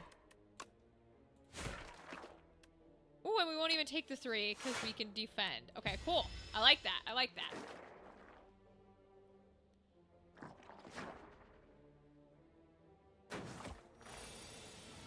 Okay, so that's 19. We're going to use the wisp and pop up the Reaper form. And then I think we're just going to take a little bit of block. So we'll still take some damage, but I don't think it'll be too bad. Yeah, it's all right. We got Reaper form up. Okay, deals 7 damage and some 6s. So 7 and 6 is 8, 9, 10, 11, just 12. Plus another 6 is 18. But if we used all 3 of those, we'd have to take the 11. Oh. All right, let's use the defenses. And we'll deal the 7 on the little guy to make him easier to kill. That way we were only taking 3 damage. Oh yeah, because the Doom doesn't affect till after he attacks. Boo. Ugh, I wish it was beforehand. Okay. Deathbringer. Apply 21 Doom and 1 weak to all enemies. But then could we defense? 7 block. Oh, but it costs 2. Summon for 5, though, would put us at 6. I think let's do the summons. Let's do the summons. Yeah, because that's enough.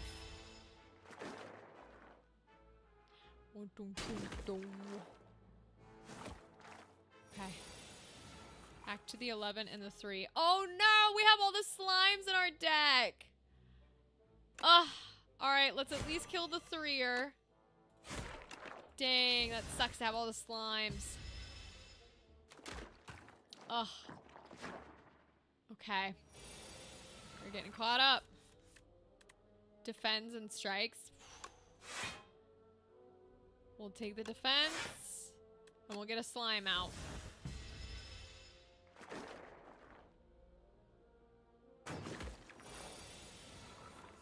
Okay, an 11.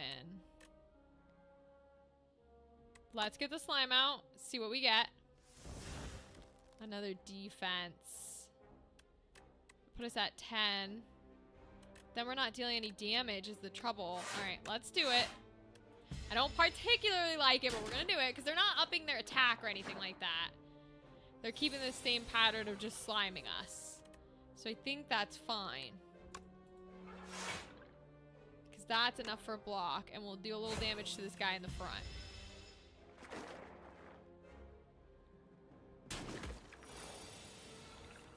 Okay.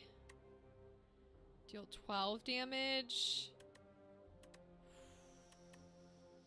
Let's slime.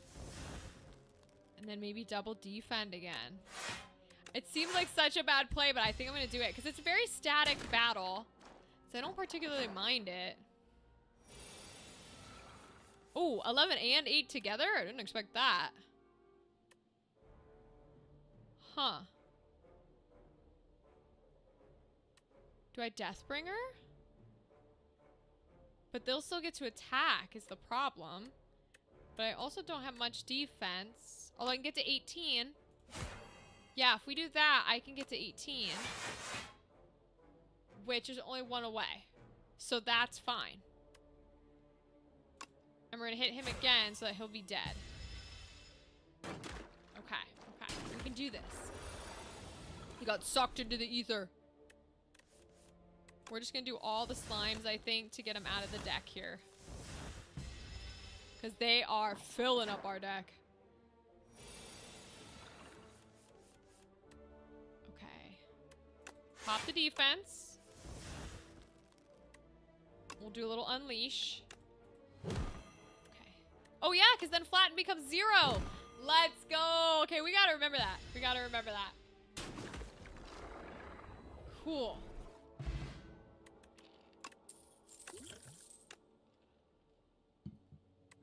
Friendship. Lose 2 strength, but gain energy at the start of each turn. That's not bad. Drain power. Deal 10 damage, upgrade 2 random cards. Summon 3 X times. Add X souls into your draw pile. Oh. So we could bring it up to by 9 health. That's almost like getting 9 block. That might be a good one. What do we get in the chest? Parrying shield. If you end a turn with at least 10 block, deal 6 damage to a random enemy. Okay. I do kind of want to fight an elite, but we are a little low on health, so maybe we go this way. Ooh, another chest! Whenever you enter a rest site, start the next combo with additional 2 energy. Hell yeah, that's from the first game. Okay. If I go this way, we get the same amount of battles and rest sites. So let's go this way.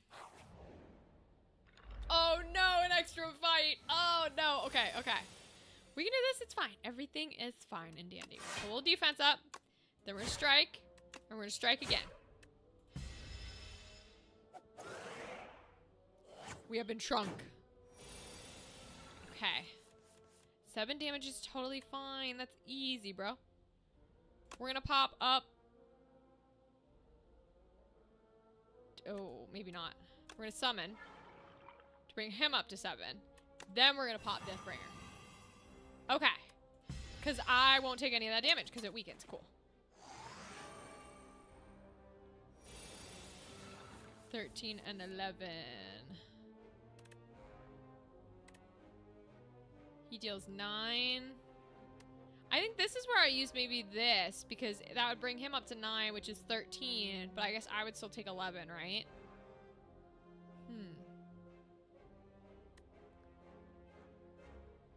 Well, I can't really defend much more. So maybe I use a block, and then I do it twice. Yeah, so that way he's up to 9. And I have 5. So we're still kind of going to take 11, but it is what it is.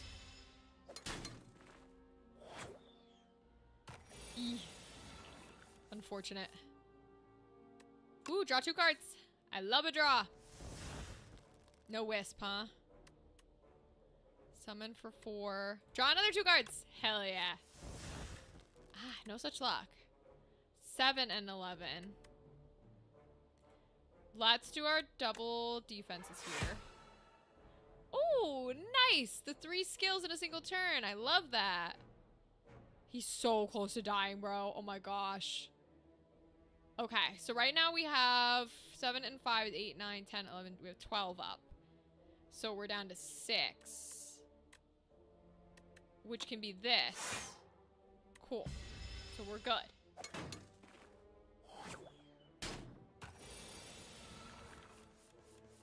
Okay.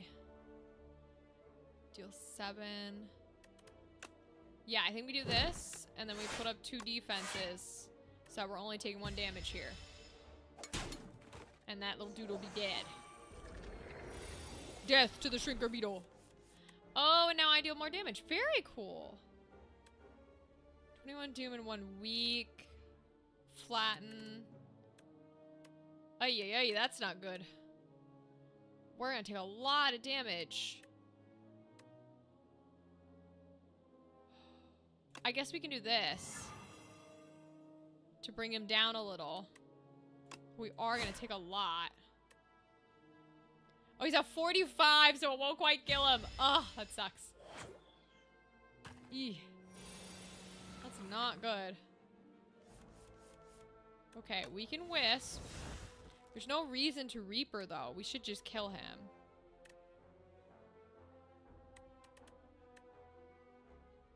Oh, we can't kill him, though. That's gotta go to defense first. Shoot, I keep forgetting that it comes after. Okay. So that's 11. Which means he's still gonna hit me for 7, which I can live. But it's not great. Okay, we're gonna live with 1 HP once again, y'all. I don't know how we keep doing this. At least we're alive. Retain your hand for 2 turns. Oh, cool. Defy. Ethereal, gain 6 block, apply 1 week. We didn't go with the ethereal deck, so. The art in this game is so pretty, by the way. Soulstorm. Deal 9 damage. Deals 2 additional damage for each soul in your exhaust pile. Next turn, summon 2 and gain 2. Ooh, those are both good. This is a gold boy, though, so I'm gonna go with that one. Alright, let's heal up. We gotta heal. We can't fight an elite on 1 HP. Alright, elite time. Ooh, this enemy is doing nothing this turn. Bygone Effigy. Whenever you play a guard, this enemy receives 10% more damage from attacks this turn. Oh, but these guys hit super hard from what I remember. Okay, we'll put on Reaper.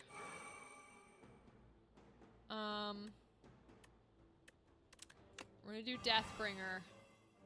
Because it'll keep him asleep because I have not woken him up. Yeah. We're gonna end the turn. I'm assuming the extra energy, yeah, came from the rest side from the T. He's going to buff himself. Okay. Let's bodyguard. And at the end of enemy turn, whenever attacks deal damage, they apply. Okay, so it would deal 12 even if we do it in 1 hit versus 2 hits. Okay. 10 strength. Oh, Jesus. He's already at 23. Okay. 7 and 4 is 11. Plus 8 is 19. So that'll take a lot of it away. Plus 5 would be 24. I think we do that just to keep ourselves alive here. Damn, he moved fast for a statue. We don't have any souls in the exhaust pile at the moment, so we could do it here, though. But I don't know if it's worth it. Because 3x times would be 3 times 3, which is 9, to put him at 11. Which is enough to keep us alive, but I don't particularly like it. So let's do that. Because that is 12, at least. And then we'll use it for the defense. We're only gonna get 1, but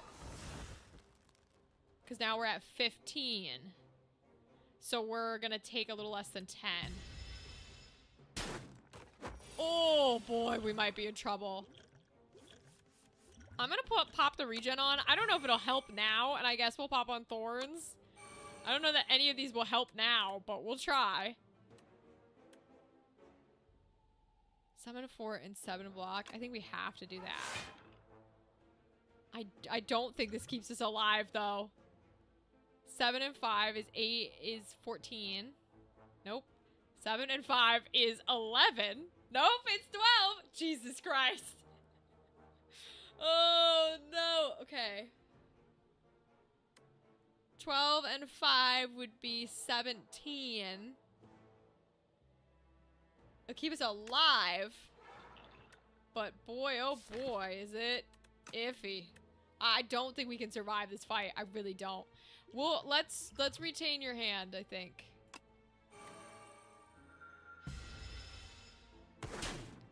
He just keeps dealing 23 over and over, dude. Oh my lord. Okay, we're gonna soul. I think I need to attack and Death's Door to get the 18. I don't have the energy to deal all of it. So we're gonna Soulstorm. Hello, Vicky. Welcome. How are you, my friend? I am definitely gonna lose to this Bygone Effigy. It's my first time playing Necrobinder, but I am dead in the water. You're good? I'm glad to hear it. I'm doing well too, thank you. Cause that'll get us 18. Which is 19 with Osti. Oh, jeez. Oh, we're so deceased here, bro. We're so deceased here. That at least keeps Osti alive. You look awesome today. Thank you so much, Vicky. That's very sweet. I appreciate you. Got any plans? Not at the moment. We just finished playing Resident Evil Requiem, the new game. And so today we're trying Slay the Spire 2. And this is kind of the plan, is just to talk about, you know, what's happening in life and to try out the new characters for this game. What are your plans? Do you have anything fun planned? Let's see. It deals 8 damage. We can definitely take the Wisp, but let's deal the little damage. And then if we use the Wisp, we can get in a defense, because right now we're at 17 out of 23. Which, with a 5, would put us at 18, 19, 20, 21, 22. Which means we would still be deceased, but it will bring him weak, so maybe not. Let's try it. Yeah, okay, because we're currently at 17, so a single defense can keep us alive. Okay. Ooh, it's dicey. Oh, and he's gonna die from the Doom. Oh my gosh. I don't think we're gonna be able to defeat the boss, but we are lucky we're winning this fight. Oh my gosh. That was tricky. Woo. I love this game. Oh, no way. No plans for you either. Oh, that's fun. Hey, sometimes that's a good thing. How long have you been playing Slay the Spire? I played the first game. I've been playing the first game for maybe a year. Like, I want to say 2025 is when I found the first game. I knew about it, but I hadn't played it. I really like roguelikes and card builders. I like deck builders a lot, regardless of whether they're roguelites. And so I started Slay the Spire in 2025 on my phone, and I was addicted to it. And so when Slay the Spire 2 went into early access, I was like, I have to try it. So I'm giving it a shot. I'm not super great. Like, in the original Slay the Spire, I never beat the heart or like the final boss when you get all like the keys or whatever. I got up to like Ascension 6 maybe. But I really enjoy playing it. I love your voice. Thank you. That's so sweet. What's your fave character? Ooh. So in the original game, I loved the Silent. The Silent was my character because I love a discard deck. So instead of playing her with poison, I would play the discard and the shivs, because shivs were really overpowered in the first game. But I hear that in this game, they like debuffed them, so they're not as overpowered. But I really liked discarding as many cards as I could to just get back energy and play more cards. In Slay the Spire 2, I haven't unlocked the defect yet. He was okay in game 1. He's not my favorite. But so far with the 2 new characters in this game, I like the Necrobinder, and I liked what little I've played of the Regent as well. Both of their mechanics I'm trying to play with a little and see what I like. What's your favorite character? Who do you main in Slay the Spire? And if you have any tips while I'm playing, feel free to throw them at me. When it comes to gameplay, I do not care about backseating. You are more than welcome to be like, hey, try this next time, or maybe do this engine, or that card's not great. Totally fine with that. Okay. Just turn your next card is played an extra time. Cool. Whetstone. Uh-oh. Nice. They gave me the Austie ones. Let's go. Okay, so retain. Deal 8 damage to all enemies. Okay. Parse. Ethereal. Draw 3 cards. We weren't really doing an ethereal deck, but I did see that coming up. And Reeve. Deal 9 damage and add a soul into your draw pile. We've been doing a lot of souls and a lot of dooms. So I'm going to go with that one. Oh god, we've got 8 health. There's no way I'm living this fight, dude. There's no way. That's cool, Rachel. Thanks. Ironclad is your fave one? The Ironclad is a lot of fun. When I played Ironclad in the first game, I was a big fan of, oh my goodness, Demon Form. If I play Ironclad, I love playing Strength. A strength-based deck is my whole thing. I know some people are really good with like a block deck, and I played a few block decks, but when I played Ironclad, I love just putting on Demon Form and then just keeping the strength going as much as I can. And like hitting for a bunch of damage. That was my shit. I thought it was pretty fun. I liked doing that for Ironclad a lot. I thought it was a lot of fun. Okay, he's gonna deal me 8, which is literally my health at the moment. Fun, fun, fun, fun, fun. 6 and 1 would put us up to 7, but he'd be weak, so I think that's probably enough. Yeah. Okay. Oh, and we applied Doom, so it goes up to 18. That's really cool. I kind of like this Doom mechanic. It reminds me of Poison. Reminds me of the poison that the Silent has. She's really interesting to play. I want to go back and play the Regent a little bit more because I was intrigued by his mechanics, although I couldn't quite figure them out. Her mechanics feel a little easier, so I do like her, and I hear she's the favorite for Slay the Spire 2. Okay. We'll do a Reeve. We'll do a Strike. And I think we're gonna hold on the rest of them. Vulnerable, huh? Okay. We're gonna do the summon. So 7 and 7 is 14. So we're okay there, so let's strike. You're so sweet. Aw, thank you. That's very lovely for you to say. Welcome. I enjoy having all our new folks join us. 21 damage? Oh, I am so dead. I don't have any defenses in my hand at all. Well, shoot. Alright. Well, we tried. Our attacks, yeah.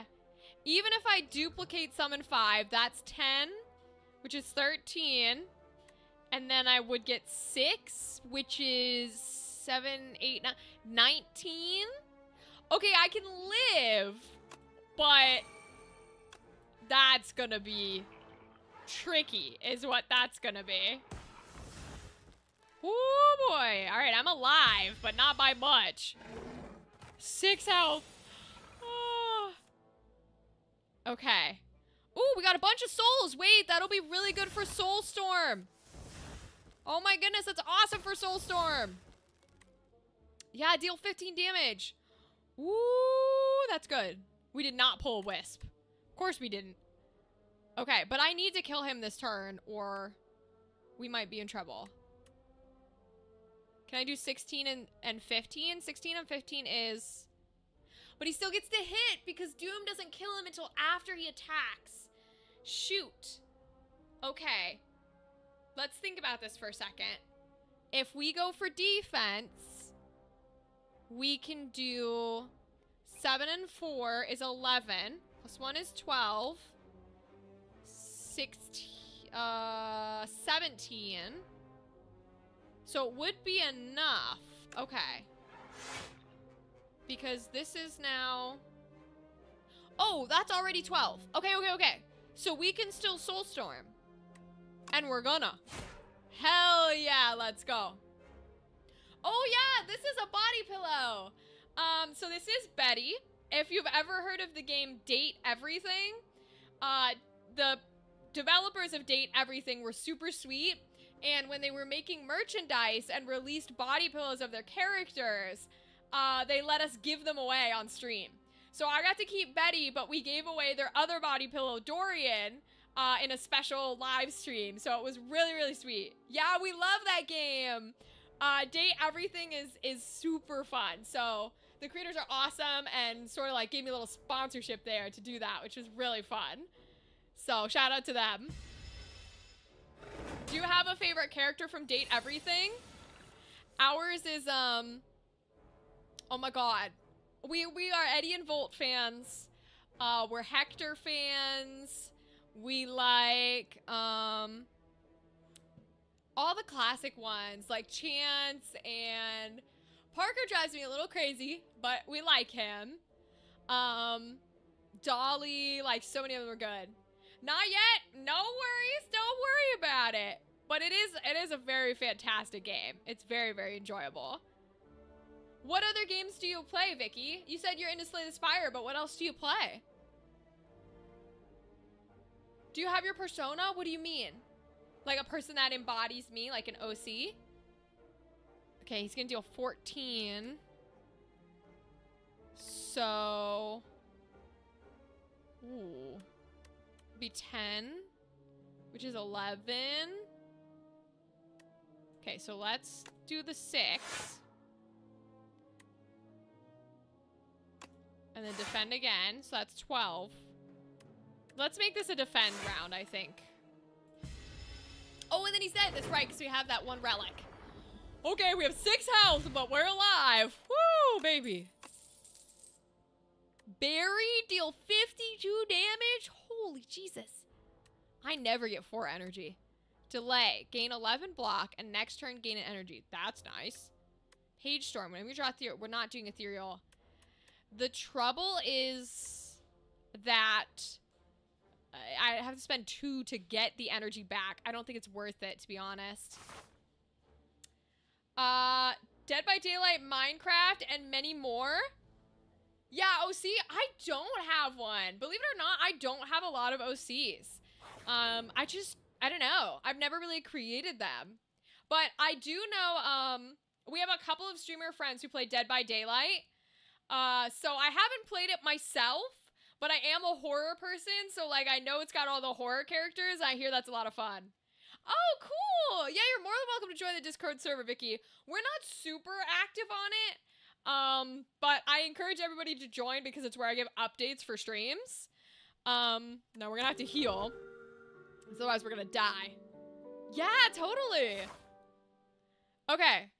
So from what I understand, this is like a really hard boss. So I don't think we're gonna win. But let's see. Ceremonial Beast. It's gonna use a buff. Okay. I want to start getting Osti as up as possible. So we're gonna do that to give him some of those. You do have one? Yeah, totally. Yeah, you're talking about the OC? Yeah, Vicky, feel free to put your OC in the Discord server. We have a section for like artwork, or you can just put it directly into general. I don't really care. I don't police it that hard because there's not that many of us in there. But feel free, yeah, put it right into the Discord server. I'd love to see it. When I'm done on stream, I'll check it out. Is it from like, you can tell me about your OC in chat too. You can, yeah, I don't mind if you send it to me that way. I don't always answer those though. So like, I'm more likely to see it if you put it in the server than if you do like message-wise, just so you know. But please, if you want to tell me about them, like I know people do like personality and they do like interests and disinterests, feel free to tell me about them because I love it. I love hearing about what y'all have. 18 attack. The first time Ceremonial Beast HP reaches 150 or below, it becomes stunned and loses all its strength. Oh, so it's gonna stack on strength, huh? Okay, it's gonna stack on strength. Lovely. Let's bodyguard. Go up to 20 here. Pop a few defenses. So that's 25. Yeah, let's do that. keep Asti alive as much as possible. Yes, no worries. Have a good day, Vicky. See you later. Okay, we got Wisp. Oh, yeah, he's stacking damage. We're gonna put Reaper on. We're gonna use the defense, though. It's gonna kill Asti, but at least keeps us a little alive. Ooh. Oh my god, he's stacking strength so fast. And Doom's gonna do nothing until he's dead. Okay, Soul. And Soul again.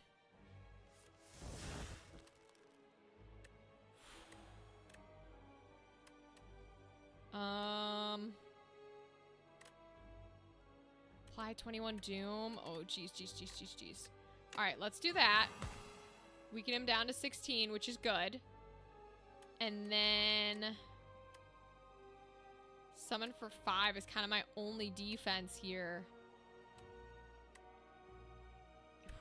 Okay. We'll summon to get a little bit of defense. Oh, geez. Yeah, I think we're losing to this guy. He gains attack so quickly. Okay, deal the 9 damage, because we'll get the 18 defense at least.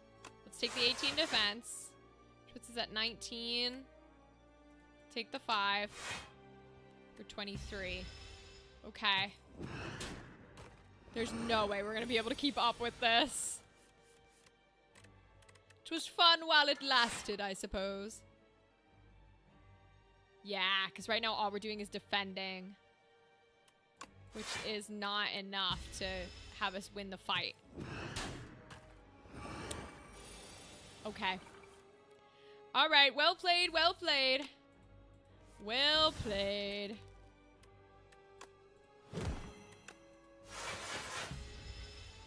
Alright, let's unlock the defect.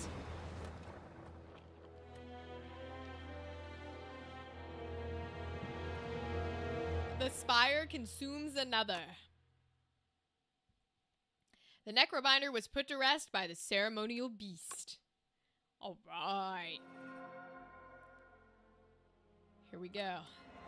Chapter 5, Booting Up. The Defect. The Defect reboots, surrounded by a wreckage of molten metal, ash, and thousands of dead bugs. Data log corrupt. Wait, we gotta do it in the... Data log corrupt. There we go. Its core barely held together, limbs barely responsive, the defect scavenges broken panels and pieces from other constructs to patch itself together. Here he is! The defect is ready. Unlock the defect as a playable character. Alright, let's get moving. Defect time! Hell yeah.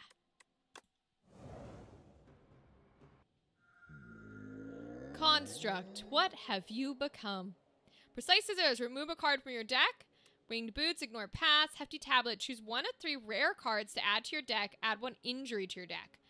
Unplayable. Unplayable cards cannot be played, but it can be removed. Ooh. I remember in the defect you want to remove the strikes and blocks because they do not help you at all. Oh, Dual Cast is still here. Evoke your rightmost orb twice. Is it, it does go down to 0. I do love a 0 deck. Let's take the remove. Let's take the remove. And let's get the strikes out of here. Because we really don't want the strikes and defense in his deck. We're fighting Phantom, okay. Alright, let's go for our baddies. I think we're still going to hit 3 if we go that way. So we'll go this way. Little worm boy. Alright. So it's 3 and 8. Was it always 3 and 8? For some reason my brain thinks it was 7, but I'm gonna assume it was always 3 and 8. Which is deal damage. So evoke it twice means it'll do 16. Which I'm gonna go ahead and take. Pop on a defense and pop the zap back up. Nice. Okay, we'll throw out little strikes. Strike, strike, and zap. So it deals 6. I like the sound of the lightning strike. That's real fun. Dual cast it then to deal 16. And then kill. Very nice. Okay, charge battery. Gain 7 black and next turn gain an energy. Sweeping beam. Deal 6 damage to all enemies and draw a card. Okay. Hologram. Gain 3 block. Put a card from your discard pile into your hand. I think I'm gonna go charge battery because I like the gaining of energy. So I think we're gonna go with that one. We'll keep going here. Special event. Nope, just a battle. Okay, he's gonna hit me for 12. I've got 2 defenses, so I could do a 10. So we'll do a dual cast, and then we'll block like that. Okay, charge battery, and then our double strikes, because that can block that little dude. The little nibbits, they're so cute. Little nibbits. Okay, we'll do a couple of strikes here. 1, 2, and 3. Oh yeah, we get the extra energy, so we might as well charge the battery again. I love the cracked core center. That's very cool. Okay, so we will zap and then dual cast. Nice. Lightning rod. Gain 4 block at the start of the next 2 turns. Channel 1 lightning. Okay. Iteration. The first time you draw a status each turn, draw 2 cards. Or chill. Channel 1 frost for each enemy. I'm gonna go for the lightnings. I like using the lightnings quite a bit. Do you have an event this time? Another battle. Oh, jeez. We're fighting a lot of baddies. Okay, go ahead and dual cast. Strike us up. We've been shrunk. I love that the little orb slots get shrunk too. Okay, we'll take the block to channel 2 lightnings. At the start of the next 2 turns, channel 1 lightning. Oh, okay, okay. That makes a little more sense. And we'll put a zap up already.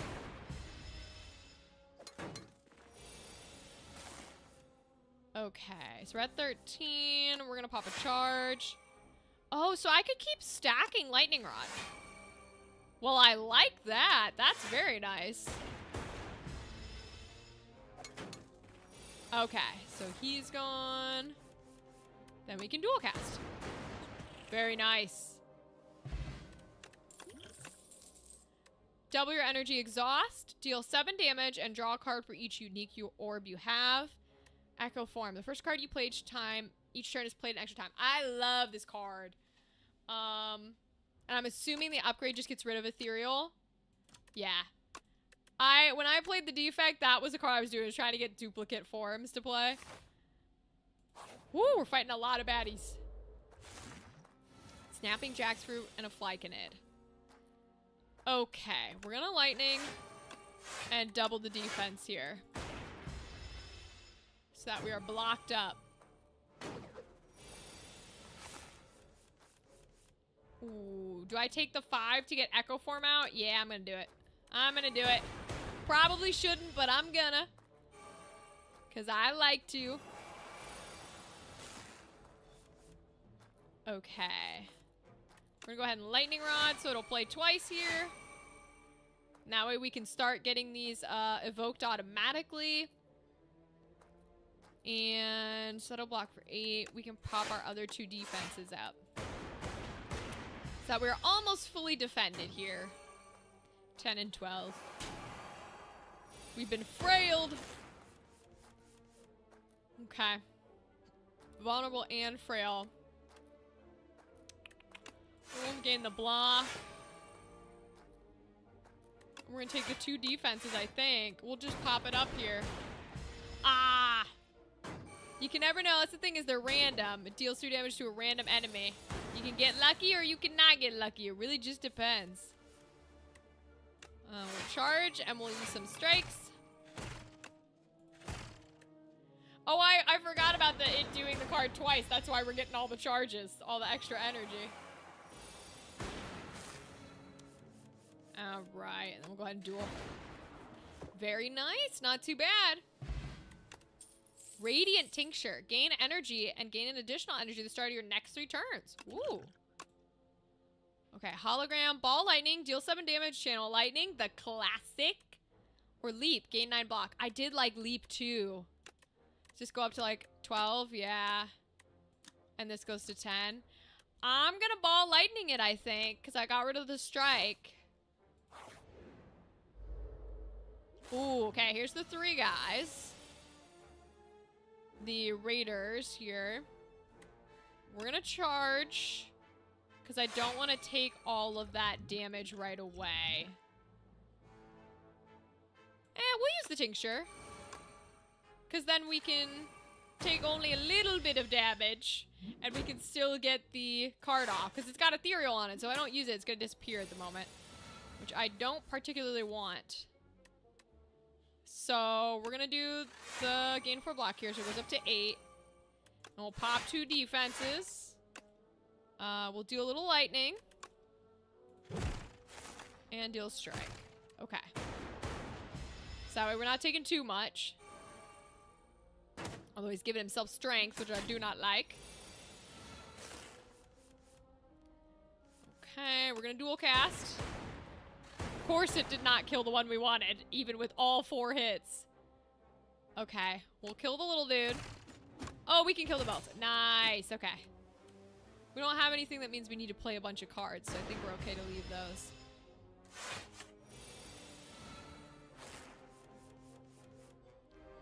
We're gonna do the charge battery again, so we get that up there.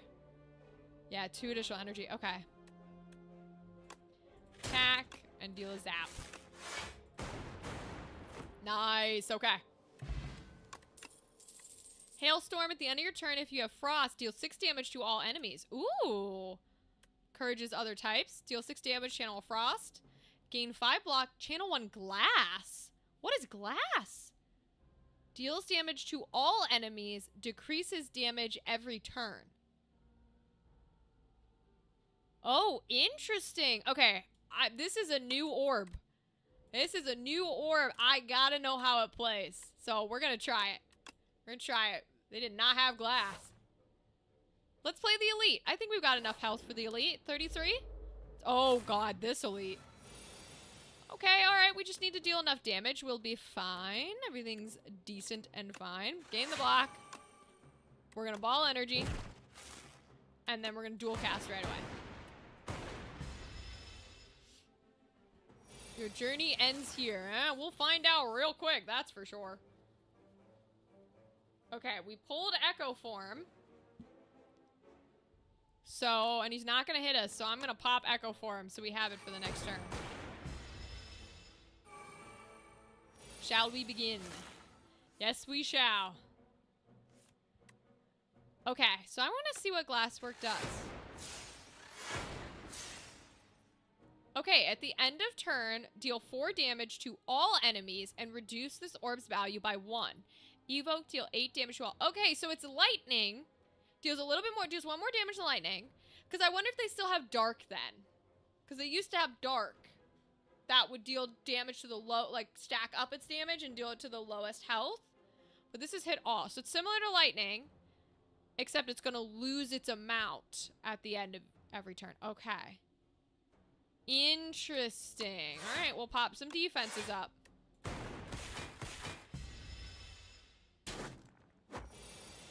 Okay. We're going to go ahead and... No, let's do it on the defense because we can get some more block that way. And then we'll lightning. And then we will deal the 6. Okay. Eeh, he hit me for a lot there. Okay, we're going to do the charge batteries so we can get up to 14 defense here. And we'll gain 4 block to go to 18. I think that's enough to keep me alive at least. Woo boy, okay. But we're at 5, which is good. Oh, we can dual cast. Nice. Okay. And I saw the 3 change to 8. That's a nice touch. Okay. Channel of Frost for each enemy. Gain 2 focus this turn. Exhaust for free. It's not bad. Deal 6 damage to all. We kind of got the glass that hits everything. So let's take Hotfix. I do think we need to rest here, though. 12 HP is a little bit less than I'd like for my skill level. Okay, what relics do we have, Mr. Merchant? Oh, we can't afford any. Okay.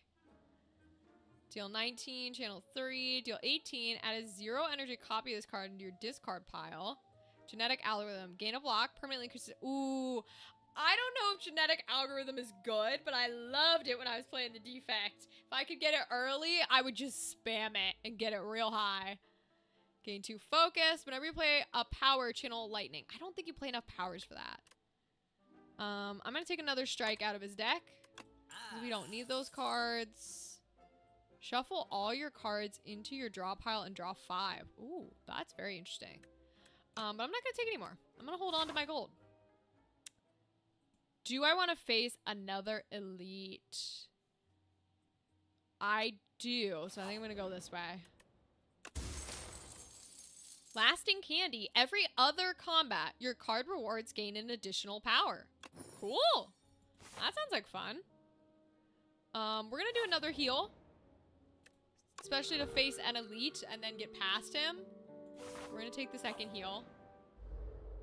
Oh, it's the bird boy! Birdonis! Yes! It'll gain a strength at the end of its term. So many of these guys are based on gaining strength, I swear. I know it's gonna deal me damage, but I don't want to lose the card. I'm gonna hotfix as well. I'll take the energy. We'll take the energy potion so that we can gain a low block. So we don't take quite as much damage. Okay. Now we have Echo Form on. So we can gain some block through there. So right now we're only taking 4. We can do that and dual cast and defend. Okay, that way we take no block. Love it. Okay, 19. So our only block card, so we're gonna do that, so we're up to 10. And then we're gonna channel another lightning. And, ooh, glasswork does give you block. Oh, interesting. Okay, so I should have done a glasswork. So it's channel glass and block. Okay, so we consider it a block card, basically. Okay, that's good to know. All right, we're gonna do double charge battery. Then dual cast. So he's gonna do it with 18, but we have enough to defend. Nice. Okay, 21, but we might have enough to kill him if we play our cards right here. Because that will deal 14 because it's gonna enact twice. Nice, okay, cool. Very cool. Pantograph, at the start of each boss combat, heal 25. That's gonna be helpful for us. Reboot, shuffle all your cards in your draw pile and draw 4. Gain 7 block for another charge battery. Let's do another charge battery. Because we got a lot of baddies to fight to get up here. Ooh, Slithering Strangler. Interesting. We're gonna charge. We're gonna channel. And we're gonna get the glasswork up as well. Because it's gonna hit everybody. And we've got multiple enemies here. Constrict. While the Slithering Strangler is alive, at the end of your turn, take 3 damage. Ooh. Okay, that's good to know. We'll hotfix. We'll take the shield. We're still gonna take 5, so now we won't take any. Oh, well, we'll take the 3 damage at the end, but there's nothing we can do about that. We'll just strike. Okay. Oh, so close. The cards were not in our favor. Okay. Now we can pop off Echo Form, though, although it's a little late, but is what it is. Nice. We got this. All right. So we're perfectly fine in this fight, which is good. Go ahead and deal that damage. Nice. Hologram. Oh, this is the additional card thing that we're getting. Cool. Deals 24 damage if it kills an enemy, gain 3. Compact. Gain 6 block. Transform all status cards in your hand into fuel. Gain an energy and draw a card. Oh, that could be cool. First time you play a zero energy attack each turn, return it to your hand. Oh, are these zaps and stuff attacks?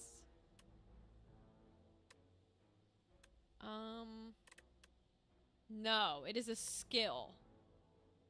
Okay, is dual cast is also a skill. Okay. So I might not want that. I'm interested to try compact. Huh. Let's try compact. Could be good for status dealers. Like the slimes. We'll take the 7 block. Hot fix. Let's put out the glass work. And we'll channel a zap. Deal a good chunk of damage.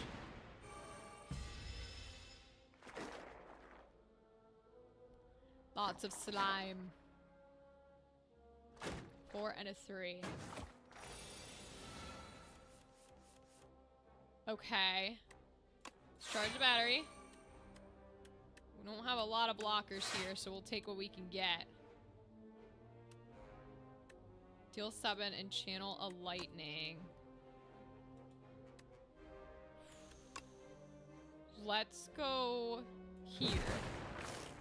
Yeah, that's what I was afraid of. Okay. I assume I will never get lucky with the... Oh, the glass at the end of my turn, isn't it?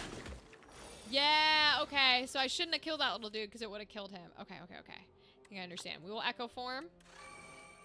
We don't have any status cards in our hand, unfortunately. I guess we can still take the block. Nice. Okay.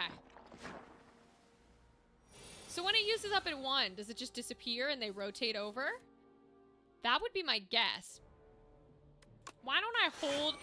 maybe I don't kill this guy just so I can figure out what happens when it does that. So I'll just defend here. Draw. Because I want to see if that's the case. It does. Okay, so it disappears and it rotates over. Alright, that's what I wanted to check. Because I wasn't sure. Because if it stayed there... Ooh, until you evoked it? That would be nasty.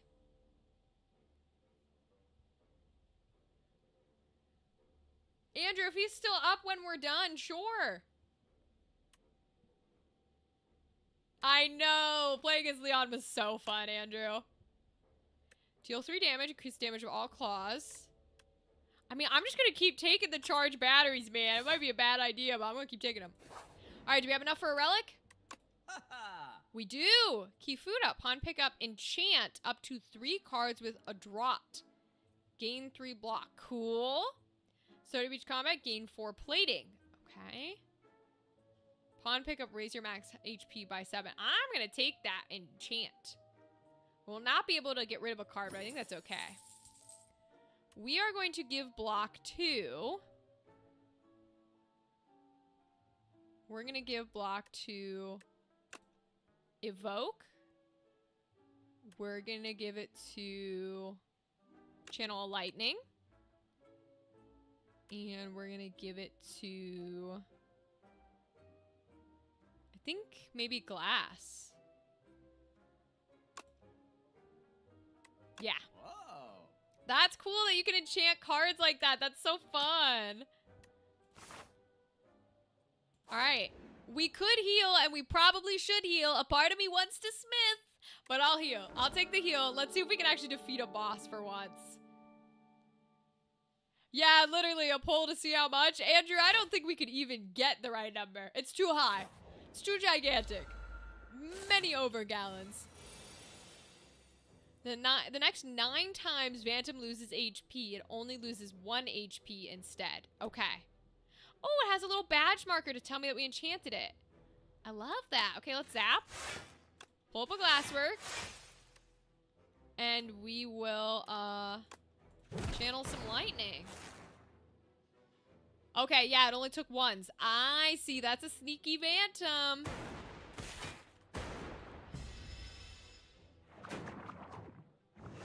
Oh, but it counts these guys taking damage. Because it's only about losing HP. It's not necessarily like damage from cards. Ooh, very cool. Okay. Charge the battery. Go up to 7. Charge again. That's at 14, so that's enough. So we'll deal a little damage to help get that down. Because that means it should get rid of it now. Yeah, that's awesome. Okay, so Phantom's a lot easier to defeat when you're playing as the defect. Because these guys are hitting every turn. Whereas in other decks, you might not be able to do that. That's very nice. Okay, we'll charge battery. Hit that dual cast. Hit that lightning rod. And then pop our 2 defenses. Ooh, we're barely taking any. I love it. We might have gotten the best boss for the defect, to be honest. The easiest boss to go up against as the defect. 2 strength, okay. All right, we will pop a... We're gonna pop a channel, I think, so we can get the double energy next turn. We'll pop a zap.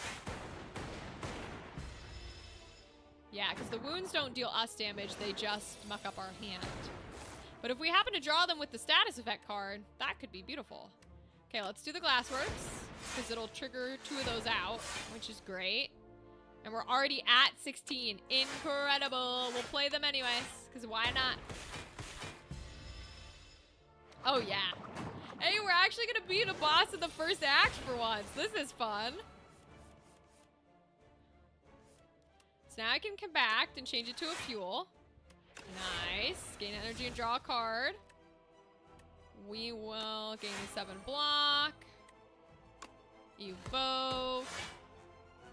Strike and defend again. Nice.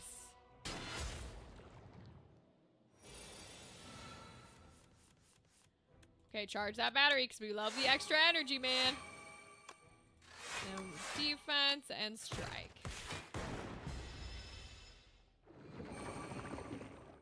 Beautiful. Yeah, he's only doing 11 damage, man. It's nowhere near enough, my guy. There we go, Death. Let's go.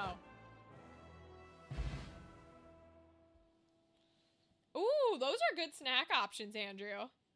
Yeah, I gotta think about what kind of snacks I'm gonna bring and what'll be the best to have around. But those are good options. I'll look into those. At the start of your turn, channel a glass. Ooh.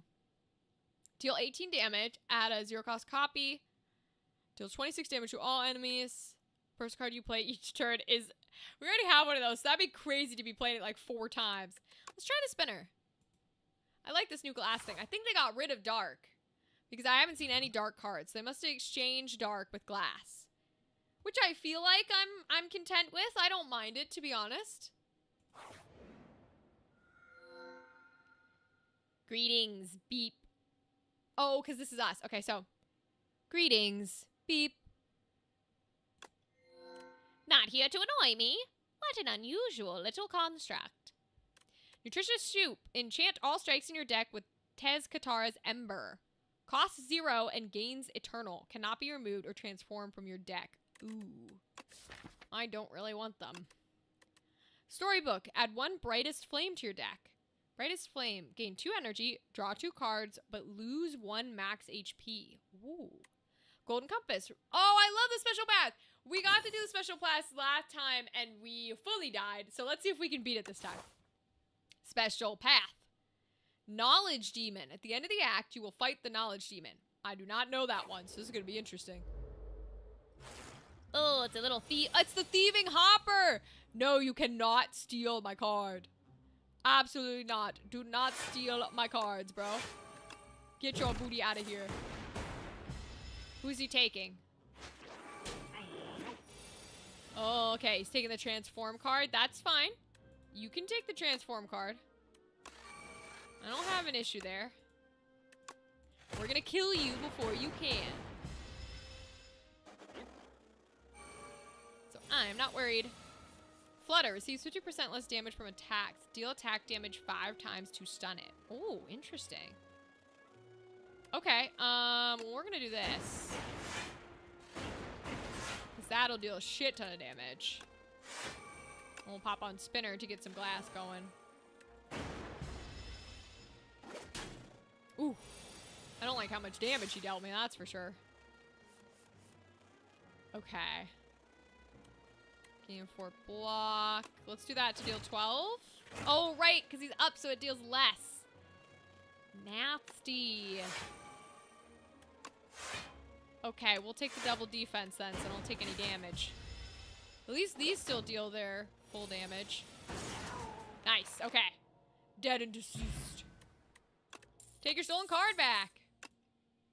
Thunder, whenever you evoke lightning, deal 6 damage to each enemy hit. Ooh, I like that. Lightning Rod Plus. Gain 7 block at the start of the next 2 turns. Channel Lightning. And gain 9. I'm going to try Thunder. I like going Lightning. Thunder and Lightning. Let's go. Amalgamator. Clang, clang. You hear the echoes of metal upon metal on the other side of a wall. As you press your head against the wall to listen in, the wall opens up, revealing a hulking, 6-armed figure toiling away. Its face is a swirling vortex of glowing sigils that shift about. One with an ascending spirit has found my workshop. Let's get combining. This is so cool. The art is so fucking cool. Combine strikes. Remove 2 strikes and add ultimate strike to your deck. Combine defense. Remove 2 defense and add ultimate defend to your deck. Oh, let's get rid of the last 2 strikes. Hell yeah. Awesome. Butter pretzels in a bag are a good snack. I do like pretzels. Pretzels are a very good snack because they keep you like feeling full and energized without like messiness. Yeah. Yes, you're right, Andrew. We're putting that energy into the universe of like, we're not gonna have any issues. The May conventions are gonna go awesome. But I do like the pretzels idea. That's a very good idea. Clang, clang. The Amalgamator strikes its bone anvil. Memories of combat, attacking, and offensive strategy sharpen with each blow. Your most ultimate technique returns to you. Okay. Ooh, little exoskeleton roaches. Reduce all damage taken and HP lost by exoskeleton to 9. Ooh, nasty little boys. Okay, let's put him out so we can start doing some thunder. Very cool. The 8 and the 6s is awesome. Let's kill this guy, I think, and just take the 3. Oh, because then we won't take any damage. Oh, was it enough? Because it reduces to 9. Oh, okay. Okay. Fair enough. Okay. Did that to myself. Should have been paying attention. And I was not. Okay, we'll hot fix because we're going to be doing damage here. And then... oh, that's to gain block and channel. Okay, charge battery and charge battery. I should have probably killed one, but... at least we will defend against most of it. Okay. There's my echo form. It's a little late to the party now, but at least it's something. We'll channel some glass so we can hit both of them for 4. That'll kill that little dude. And then we'll charge. I like having the extra energy. Ugh, they crumple up like little dead bugs. Freak out one of the customers and ask them what they did with your finger? That would be so funny. Oh my goodness, Andrew. That would definitely freak them out. It would be really funny. Oh. Boot sequence. Innate, gain 10 block. Subroutine. Whenever you play a power card, gain an energy. Shadow shield. Ooh! Dark does exist! Okay, deals damage to the enemy with the least HP and increases damage every turn. Gain 15 block and channel a dark. Okay, at the end of your turn, if you have frost, let's get some dark. I want all the orbs, baby. Let's go. And I don't think we need to heal here.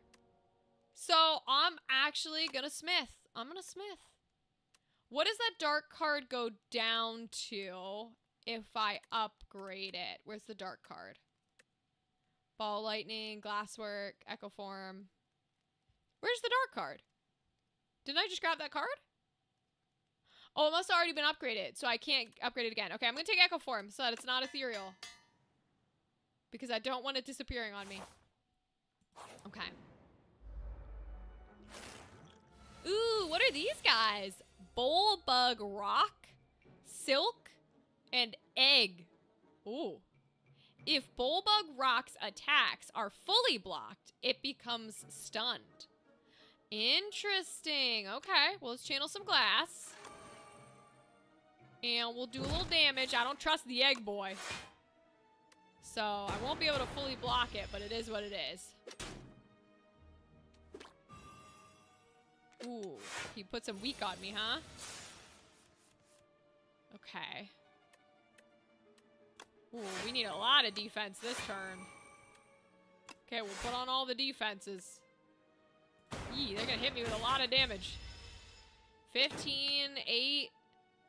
Oh, but he got stunned because we blocked it all. Okay, okay. Interesting. Huh. Ooh, we could go for the Shadow Shield. Let's go for it. Let's go for it. And then... do we glasswork again, maybe? Let's glasswork to get the 3 out. Because it goes to 8, right? I wonder if it goes down to then 6 again. The other turn, increase this orb's damage by 6. Deal 6 damage and with OP. Yeah. Tell them the previous convention sent Guido after you for payment. Ah, that'd be funny. Hi, Dadley. Slay indeed. Slaying the Spire. We finally unlocked the defect.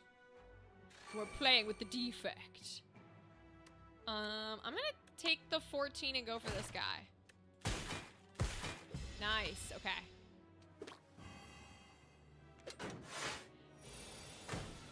Yeah, nice indeed. They've added a new orb to the defect called Glass, which hits all of the enemies starting for 4 and evokes on double like the lightning does, but then it keeps going down in its damage until it disappears along with the evoke damage. It's really fun to play with. I've been enjoying it quite a bit. The Necrobinder was really fun, and the Regent was fun. The Necrobinder seems definitely like, I know that's everybody's favorite. I think it's because she's a little OP if you can get her running. But to be fair, this is the farthest we've gone so far, is with the defect. Probably because the defect was in the original game, so I know his build a little bit better. I would love to Echo Form, but they're gonna hit me for a lot of fucking damage. And I don't want to evoke the 12 because it's going to go down here. Ay, ay, ay, ay, ay. It's the only thing I can kill, though, so maybe I should. I think I'm going to have to. Oh, nice. Okay. The card Barricade was the main reason I beat Act 3. Isn't Barricade retain your block? Is that the one that retains your block with Ironclad? Because Ironclad's block deck is very good.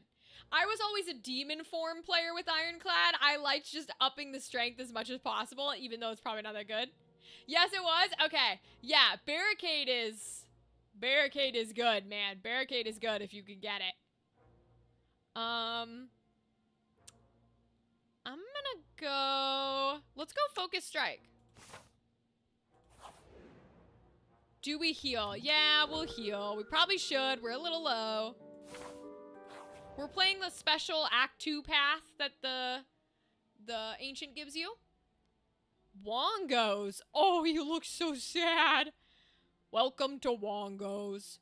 Welcome to Wongos. We have what you want at Wongtastic prices, says the least enthusiastic clerk you have ever met. Peruse our wares and enjoy your time at Wongos. They continue without even looking up.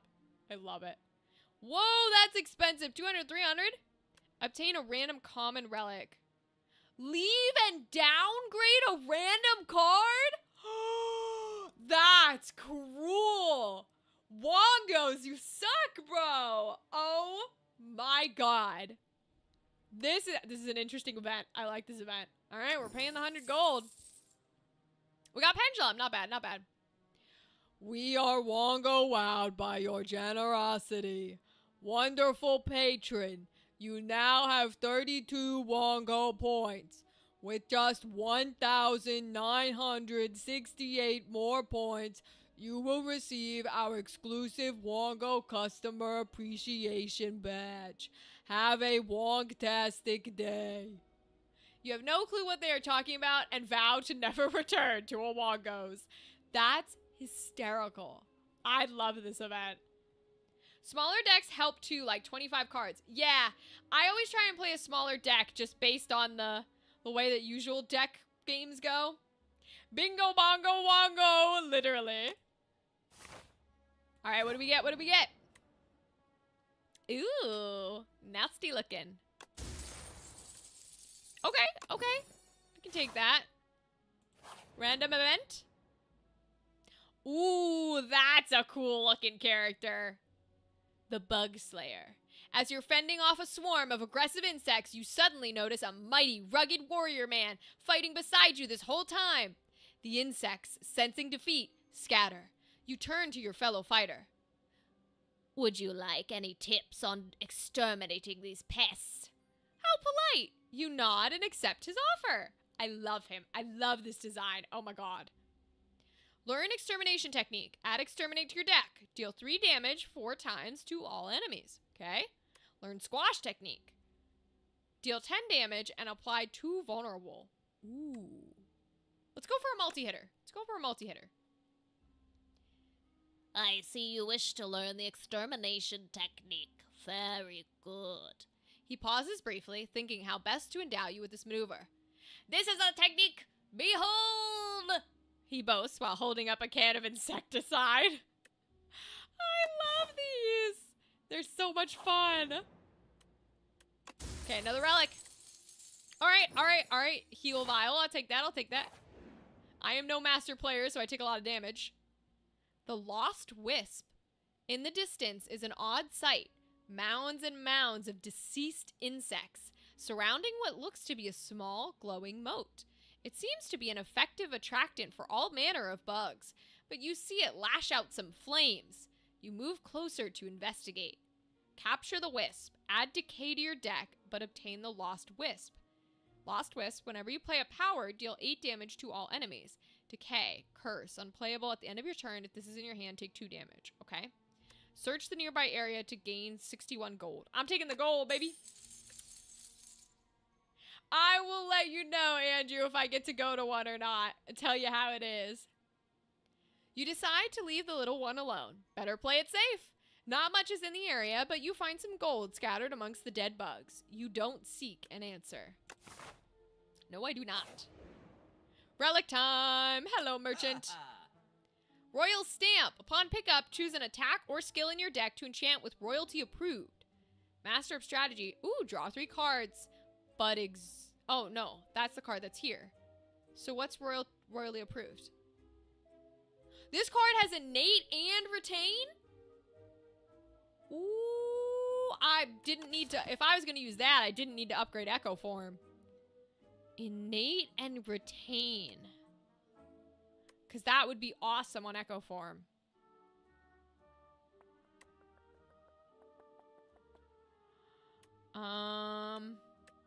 I think I'm still going to... Oh, I could put it on here. No, I'm still going to put it on Echo Form. I think I'm going to take that. And I'm going to pop it so Echo Form is right up with me right away. Oh, I'm not allowed? Oh, boo. You should have told me that. I can't put on Echo Form. Damn. Okay. And I can't take it back, huh?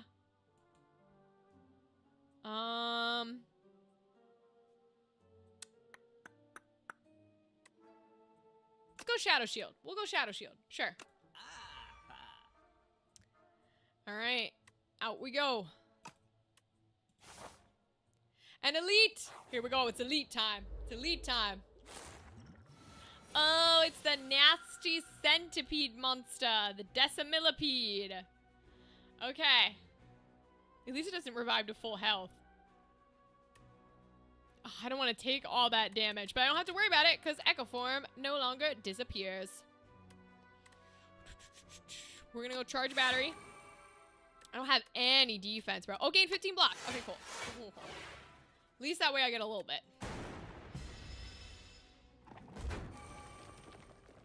And then 10. Okay, nice. Ooh, they want to hit me hard, huh? Okay. Deal 6 damage in game of focus. We got, what, weak on?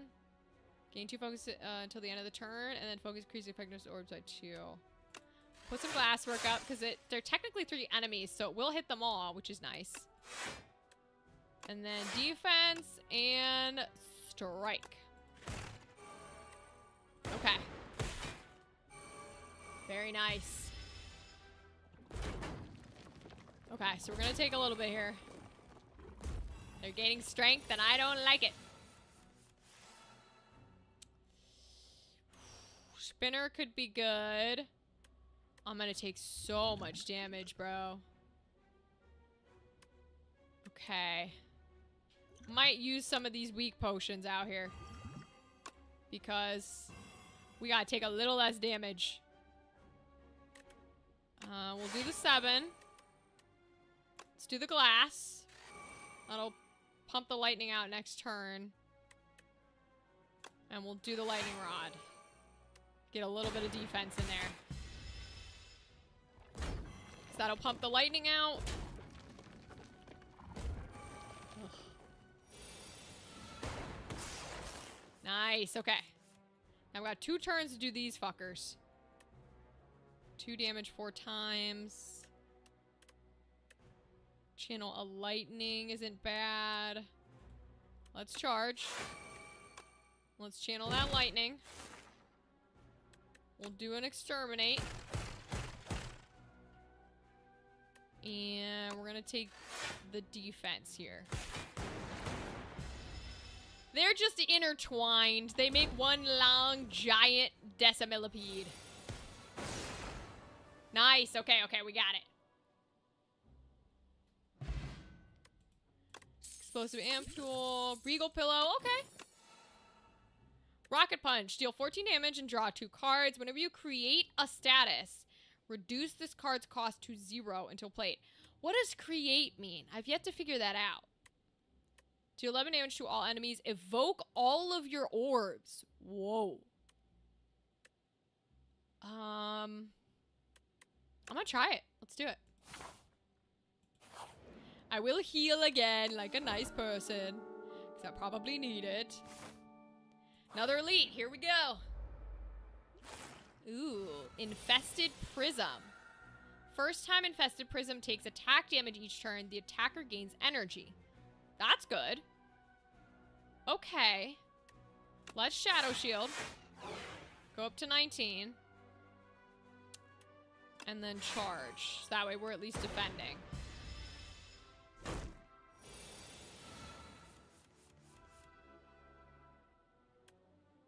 Okay. We'll gain some focus. Then we will dual cast. Which I like. Ultimate Strike. Charge and defend. Okay. Not bad.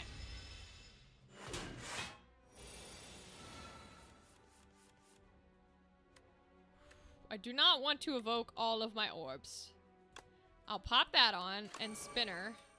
We'll charge and defense. We're gonna take a lot of damage on this one. Yeah. We go to PopCon Indy, and then directly after, like the week after, we go to Motor City Comic Con. And then the first week of June, we head to Indiana Comic Con. So we go to Indy, to Michigan, and back to Indy. Hi, Fox Daddy! How are you, my friend? How's your day been? How's life? We're gonna finish however long this run of Slay the Spire takes us, and then we're probably gonna be done for the night. Yes, a lot of cons, Daddy. All of, Dadly, back to back. And it's a little terrifying, but I'm kind of okay with it.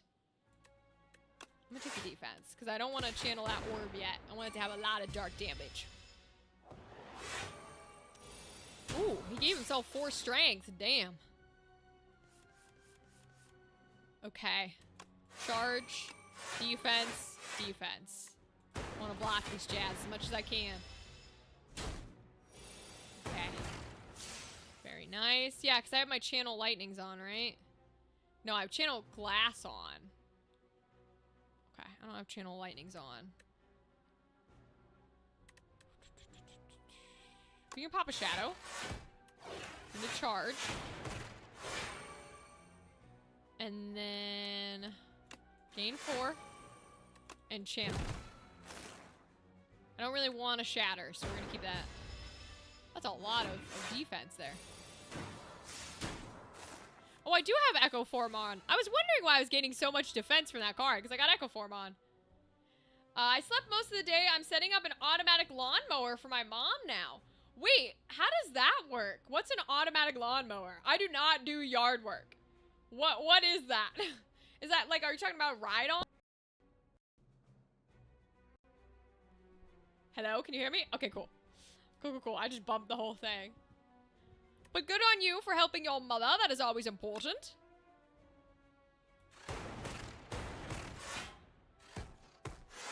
Okay, beautiful. Deal 9. And we'll take the 7. The defense. And the defense. Nice. Okay, cool. Enough to kill him. And we still have pretty good health. Gigantification potion? The next attack you play deals triple damage. Damn. Lucky fish. Whenever you add a card to your deck, gain 15 gold. Aw, he's ugly. Tesla coil.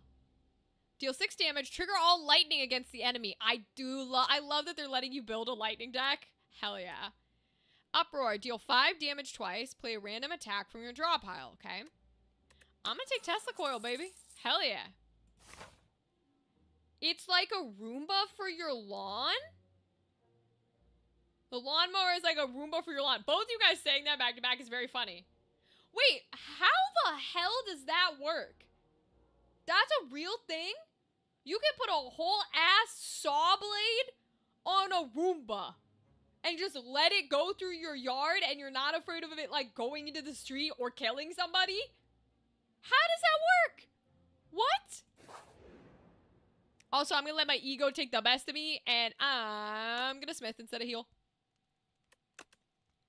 What does that do? A block.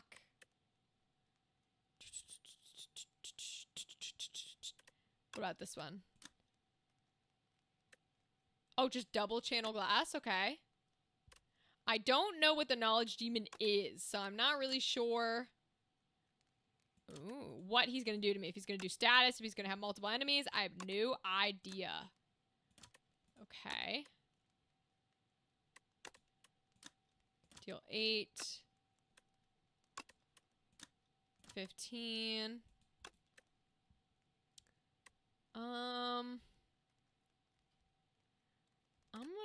This can go to 0. I'm gonna do it to dual cast, because I like having a 0 card.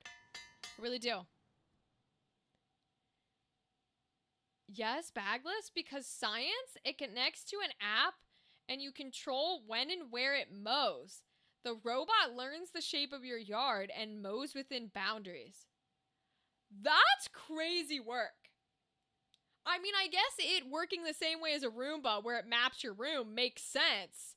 It's just kind of crazy that we're like, you know, we don't want robots walking down the sidewalks and delivering people food, but we will put a blade on a Roomba and be fine with that. That's so interesting. I mean, if it works, it works. Hell yeah. Hi, Jamie. It's good to see you, Queen. How was your day, girly? All right, let's try this boss. Whoa, he's cool looking. All right, we'll see what he does. Gain 15 block and channel in dark, baby. Charge that battery. And dual cast. What does he do? Make your choice. Choose a card. Disintegration. The end of your turn takes 6 damage. Or Mind Rot. Draw 1 fewer card each turn. Oh, we choose our own punishment? Ooh. I really like to draw a lot of cards. Ugh. But I hate to be taking damage. Let's try it. We're gonna try Disintegration. We're hoping it works well. Yeah, that's expensive, but I hope it works, Fox Daddy. I'm sending you good vibes. Hi, Jamie. Yes, it's good for you to be here. Okay. We don't have any lightning to trigger. Well, we could in a second. Okay. We don't have much defense here. We'll deal the 14. We'll put a hotfix on and do this. Okay, so we got a little bit of defense. Don't forget potions. You're right, Dadley. I never used to play with potions in Slay the Spire, the first one, so thank you for reminding me. Okay. Oh, Jesus. Okay. Gain 3 block. We might have to play a lot of blocks here. 8x3 is 24. When you evoke lightning, deal 6. I think that's the best way to do it, because we have a pretty heavy lightning deck. We should be evoking it quite a bit.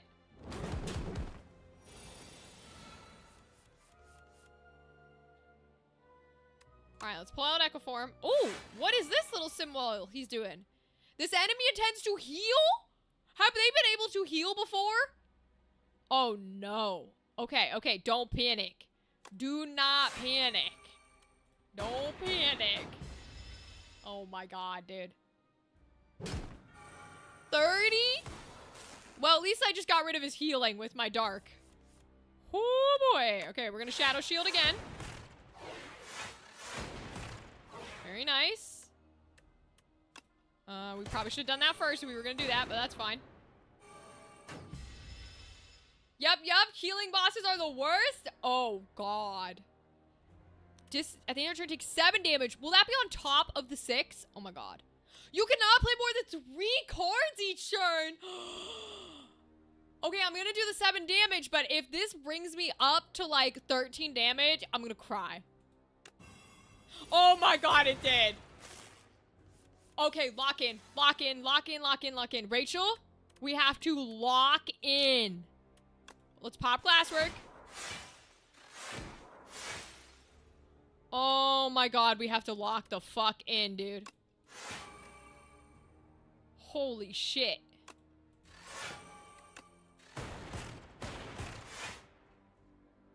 Okay, okay, okay. 30 is enough. Almost enough. More work to do. Goodbye, Fox Daddy. I'll see you in a month, King. This is our last stream. We won't be in the month of May, so it's good to see you. Good to see you.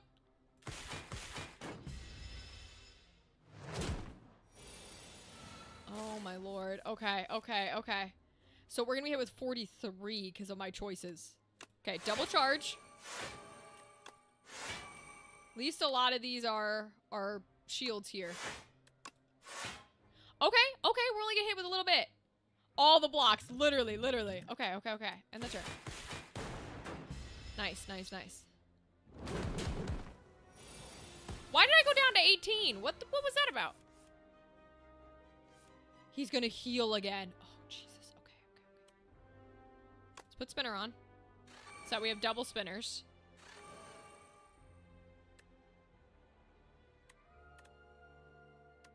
Let's channel lightning. You know what? Triple. We're gonna deal 42. Bam. And then we're gonna exterminate. And then we're gonna Tesla coil. Okay, okay, okay. Your cat got some filet mignon? I bet he's happy to get some steak. Hell yeah. Oh my, wait. Am I gonna die? I didn't think about damage. 26?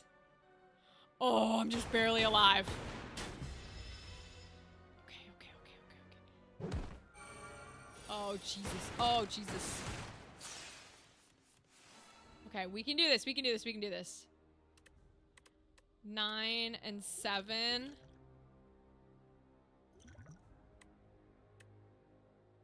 Okay. Let's decharge batteries so we gain a bunch of energy next turn. Then channel. And then focus strike. Oh my god. Okay, we're enough to block the 13. Yo, we are so fucked. At the end of your turn, take 8 damage or gain 1 less energy?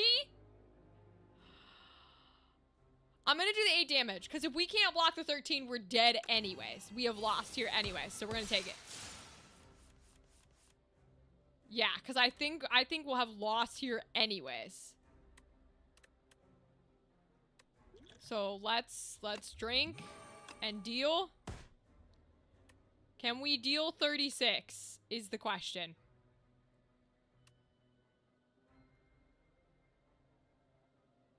That's gonna deal 26 by itself.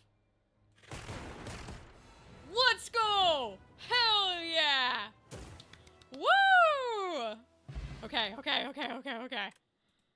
Act 2 beaten! It's our first Act 3 of Slay the Spire 2. Ooh, there's Rainbow. Nice indeed. All for 1. Deal 10 damage. Put all 0 from your discard pile into your hand. Ooh, I don't have any other zeros at the moment. I only got the 2. Deals 24 damage. Channel 3 Plasma. Start of your turn. Gain 2 block for each unique orb you have. Ooh.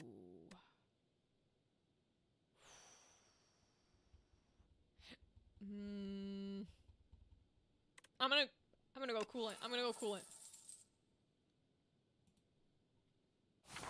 Alright, Act 3! Queen. At the end of the act, you will fight Queen. Yes, I'm excited. We've never met this ancient. Give yourself to me and you will be feared as much as I. Whispering. It's Vaku, the first demon. Whispering Earring. Gain energy at the start of each turn, but Vaku plays your first turn for you? I'm so tempted to see how that goes. Distinguished Cape. Lose 9 max HP. Add 3 apparitions to your deck. They're from the Silent, looks like. Ethereal. Gain an intangible and exhaust. Reduce all damage taken. Ooh. Ooh. Choices Paradox. At the start of each combat, add 1 of 5 random cards into your hand and add retain to the chosen card. Yeah, let's do it. Choices Paradox, baby. Proceed. Okay. So we've got 1, 2, 3, 4. At least 4 baddies on that route. Versus 1, 2, 3, 4. And we wouldn't get that. I think we go this way so that I can get something from the store. What are these? Scroll of Biting. Oh, Jesus. Okay. Darkness. Channel a dark. Trigger the possibility of all dark orbs. Rocket Punch. Deal 3 damage and draw a card. We are not creating any statuses. I want to know what that means. Channel random orb. Let's go Darkness. Scroll of Biting. This one's purple. Whenever Scroll of Biting deals unblocked attack damage to you, you lose to max HP? Oh, we're so fucked. Oh my god. Okay, Shadow Shield that shit. So right now they're dealing 24. If I add 5, I am exactly at 24. Okay. I do not want to lose some max HP. Oh my god, they're upping their strength. Dude. This is crazy work. This is crazy work. 34? Jesus. Okay. We'll charge, I guess. 5 more does not stop it, so I'm not gonna focus on that. Instead, I'm gonna use Darkness. Oh boy, oh boy, oh boy. Yeah. Take it down, okay. We'll hotfix.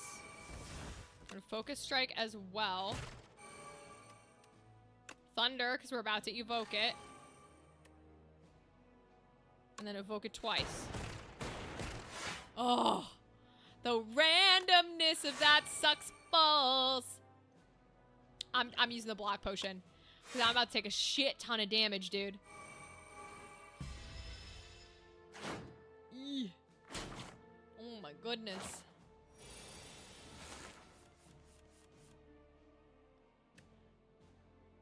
Let's do glasswork. No, because the 33 is going to go to the 7. I don't want that. So let's kill this dude. Then we're going to do that. Nice. Okay. Woo! That was not a fun combat. Glasswork plus. Okay. Tesla coil, regular, and overclock. I'm going to skip it. I got too many cards in my deck already. 65 we went down to. Jesus Christ. Oh, it's this guy, the devoted sculptor. Double your energy. Channel dark again. Gain 2 orb slots. Let's double your energy. That sounds fun. Pop on echo form. Oh, I didn't know he made noises. That's so fun. Okay. We're gonna pop this. Because then we get a bunch, so we can Shadow Shield. We can essentially do everything here, I believe. Yep. Nice. Okay. Up to 21, huh? Okay, we'll pop up some hotfix. Pop out Thunder. That way we can evoke it. Nice. Exterminate. And defend. We're gonna take a lot of damage. E. Yeah, he's up to 30 already. Jesus. Alright, 9. Then Tesla coil. Cool.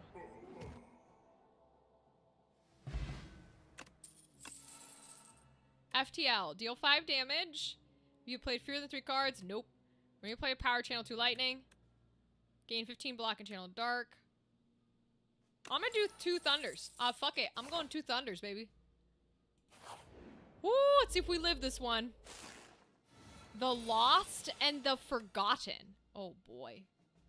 Shuffle all your cards into the draw pile. Channel random orb. I'm gonna go shuffle. Yeah, I love the Auntie Anne's pretzels. Those are my favorite. The little cinnamon pretzels. I love the cinnamon pretzel bites. This enemy intends to apply a debuff. Possess strength. When killed, return all stolen strength to the player. Oh, it's stealing strength. Uh-oh. When killed, return all stolen dexterity to the player. Oh, boy. Okay.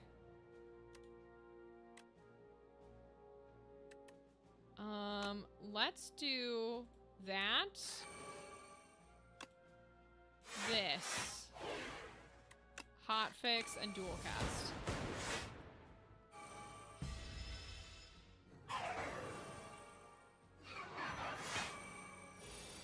Decreases block gain by 2. I see. Okay. I'm understanding. I am understanding. Do not super like what we've got here. I think I'm gonna reboot it. I know the cinnamon's messy, but I love cinnamon. It's so good. Ah, shoot. Alright. I still don't love what we've got in particular. That's a lot of damage. Oh boy, oh boy, oh boy. Okay, charge. Charge. Ball lightning, man. Then Tesla coil.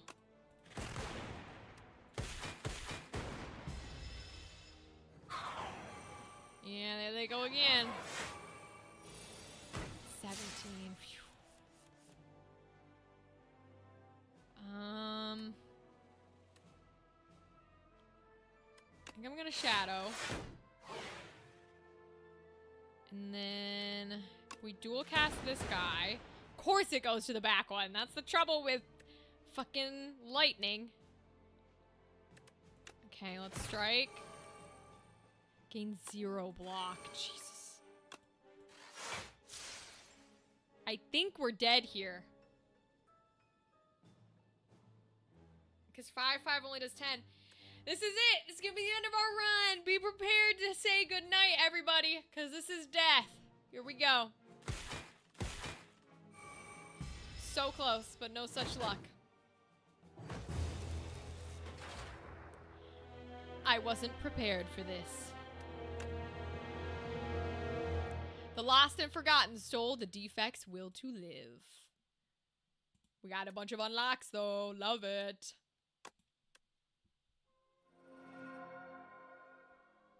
Epochs. Chapter 2, Oribus, Tales from the Spire. Oh, how cute. Attracted by the now burning spire, Oribus's curiosity was piqued. Blight gone. Why gone? Safe to enter? Oribus, enter. Unlocked ancient, Oribus, living rainbow, maybe swimming around in the second act. Cool. See what this one is? Chapter 2, Hello, Hello, the defect. In the scrapyard, the defect pondered its fate and purpose. Is being okay at a host of functions not desirable? Do we all need to excel at a distant function? While processing these questions, hello, pops out another construct. Hello, defect responds. My name is Flaw. Oh, cool, there's another construct. I love it. Defect and Flaw, how cute. Bunch of relics unlocked. We got the data disc to start with more focus. Symbiotic virus to channel dark. Metronome. When you channel 7 orbs, deal 30 damage. Ooh, I like that. And then we got 2 more. Chapter 4, Open. The reopening. The clouds churn maliciously as the capital trembles beneath a storm so violent that none dare to leave their homes. 12 days later, the rain stops. The clouds remain, but the flame has gone out. The spire opens its doors once more.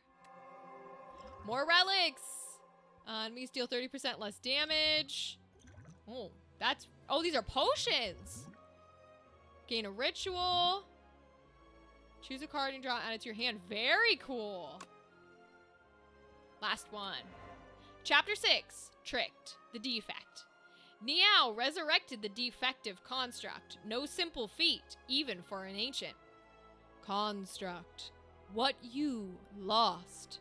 Your creator abandoned you. Hides at the top. The defect thanks Niao and heads for the top, seeking answers. Ooh, new cards unlocked. Start a turn. Yes.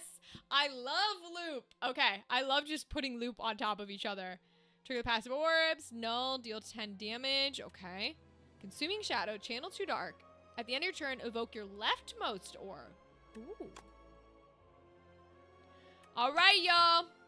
That is it for tonight. We have played some really fun Slay the Spire 2.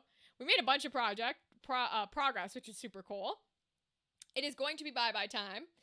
Probably, thank you for the safe travels, Andrew. And Andrew, I think you're correct. Probably the second week of June is when we will be back live streaming again. That's my projected dates, just so you know. Gal is live. Oh, should we raid over to Gal? I think we only have I think it's only you two that are watching, so we probably only have 2 people. But we'll raid over to Gal. That's adorable. Let me see here. Raid the gal in town. There we go. Well, y'all, Dadley, Andrew, I appreciate y'all. Jamie, you too, for being here, for saying hello before we peace out for a good month. We're not gonna be live for a month. Feel free to send stuff in the Discord if you want, but regardless, I appreciate you. Thanks for joining me on the live streams. I will be excited when we get back to it. And I'm going to say hi to you guys again. Have good, beautiful energy. Okay, I'm sending you guys such positive vibes for the month. Thanks to everybody else who was here, like Fox Daddy for showing up, okay. Like Rythan for being here earlier, for Vicky, for Battle Vest. We had a few new people join us. For Gal, we're going to go raid Gal, but always thanks to her as well. But that's it. I'm going to click the raid button. We're going to go on over And I'll see you guys in a month. Wish me luck. I'm sending you good energy and all the parasocial love, okay? All right, y'all. Goodbye. Good night, goodbye, good night, goodbye, good night, goodbye, good night. We'll see you. Well, goodbye.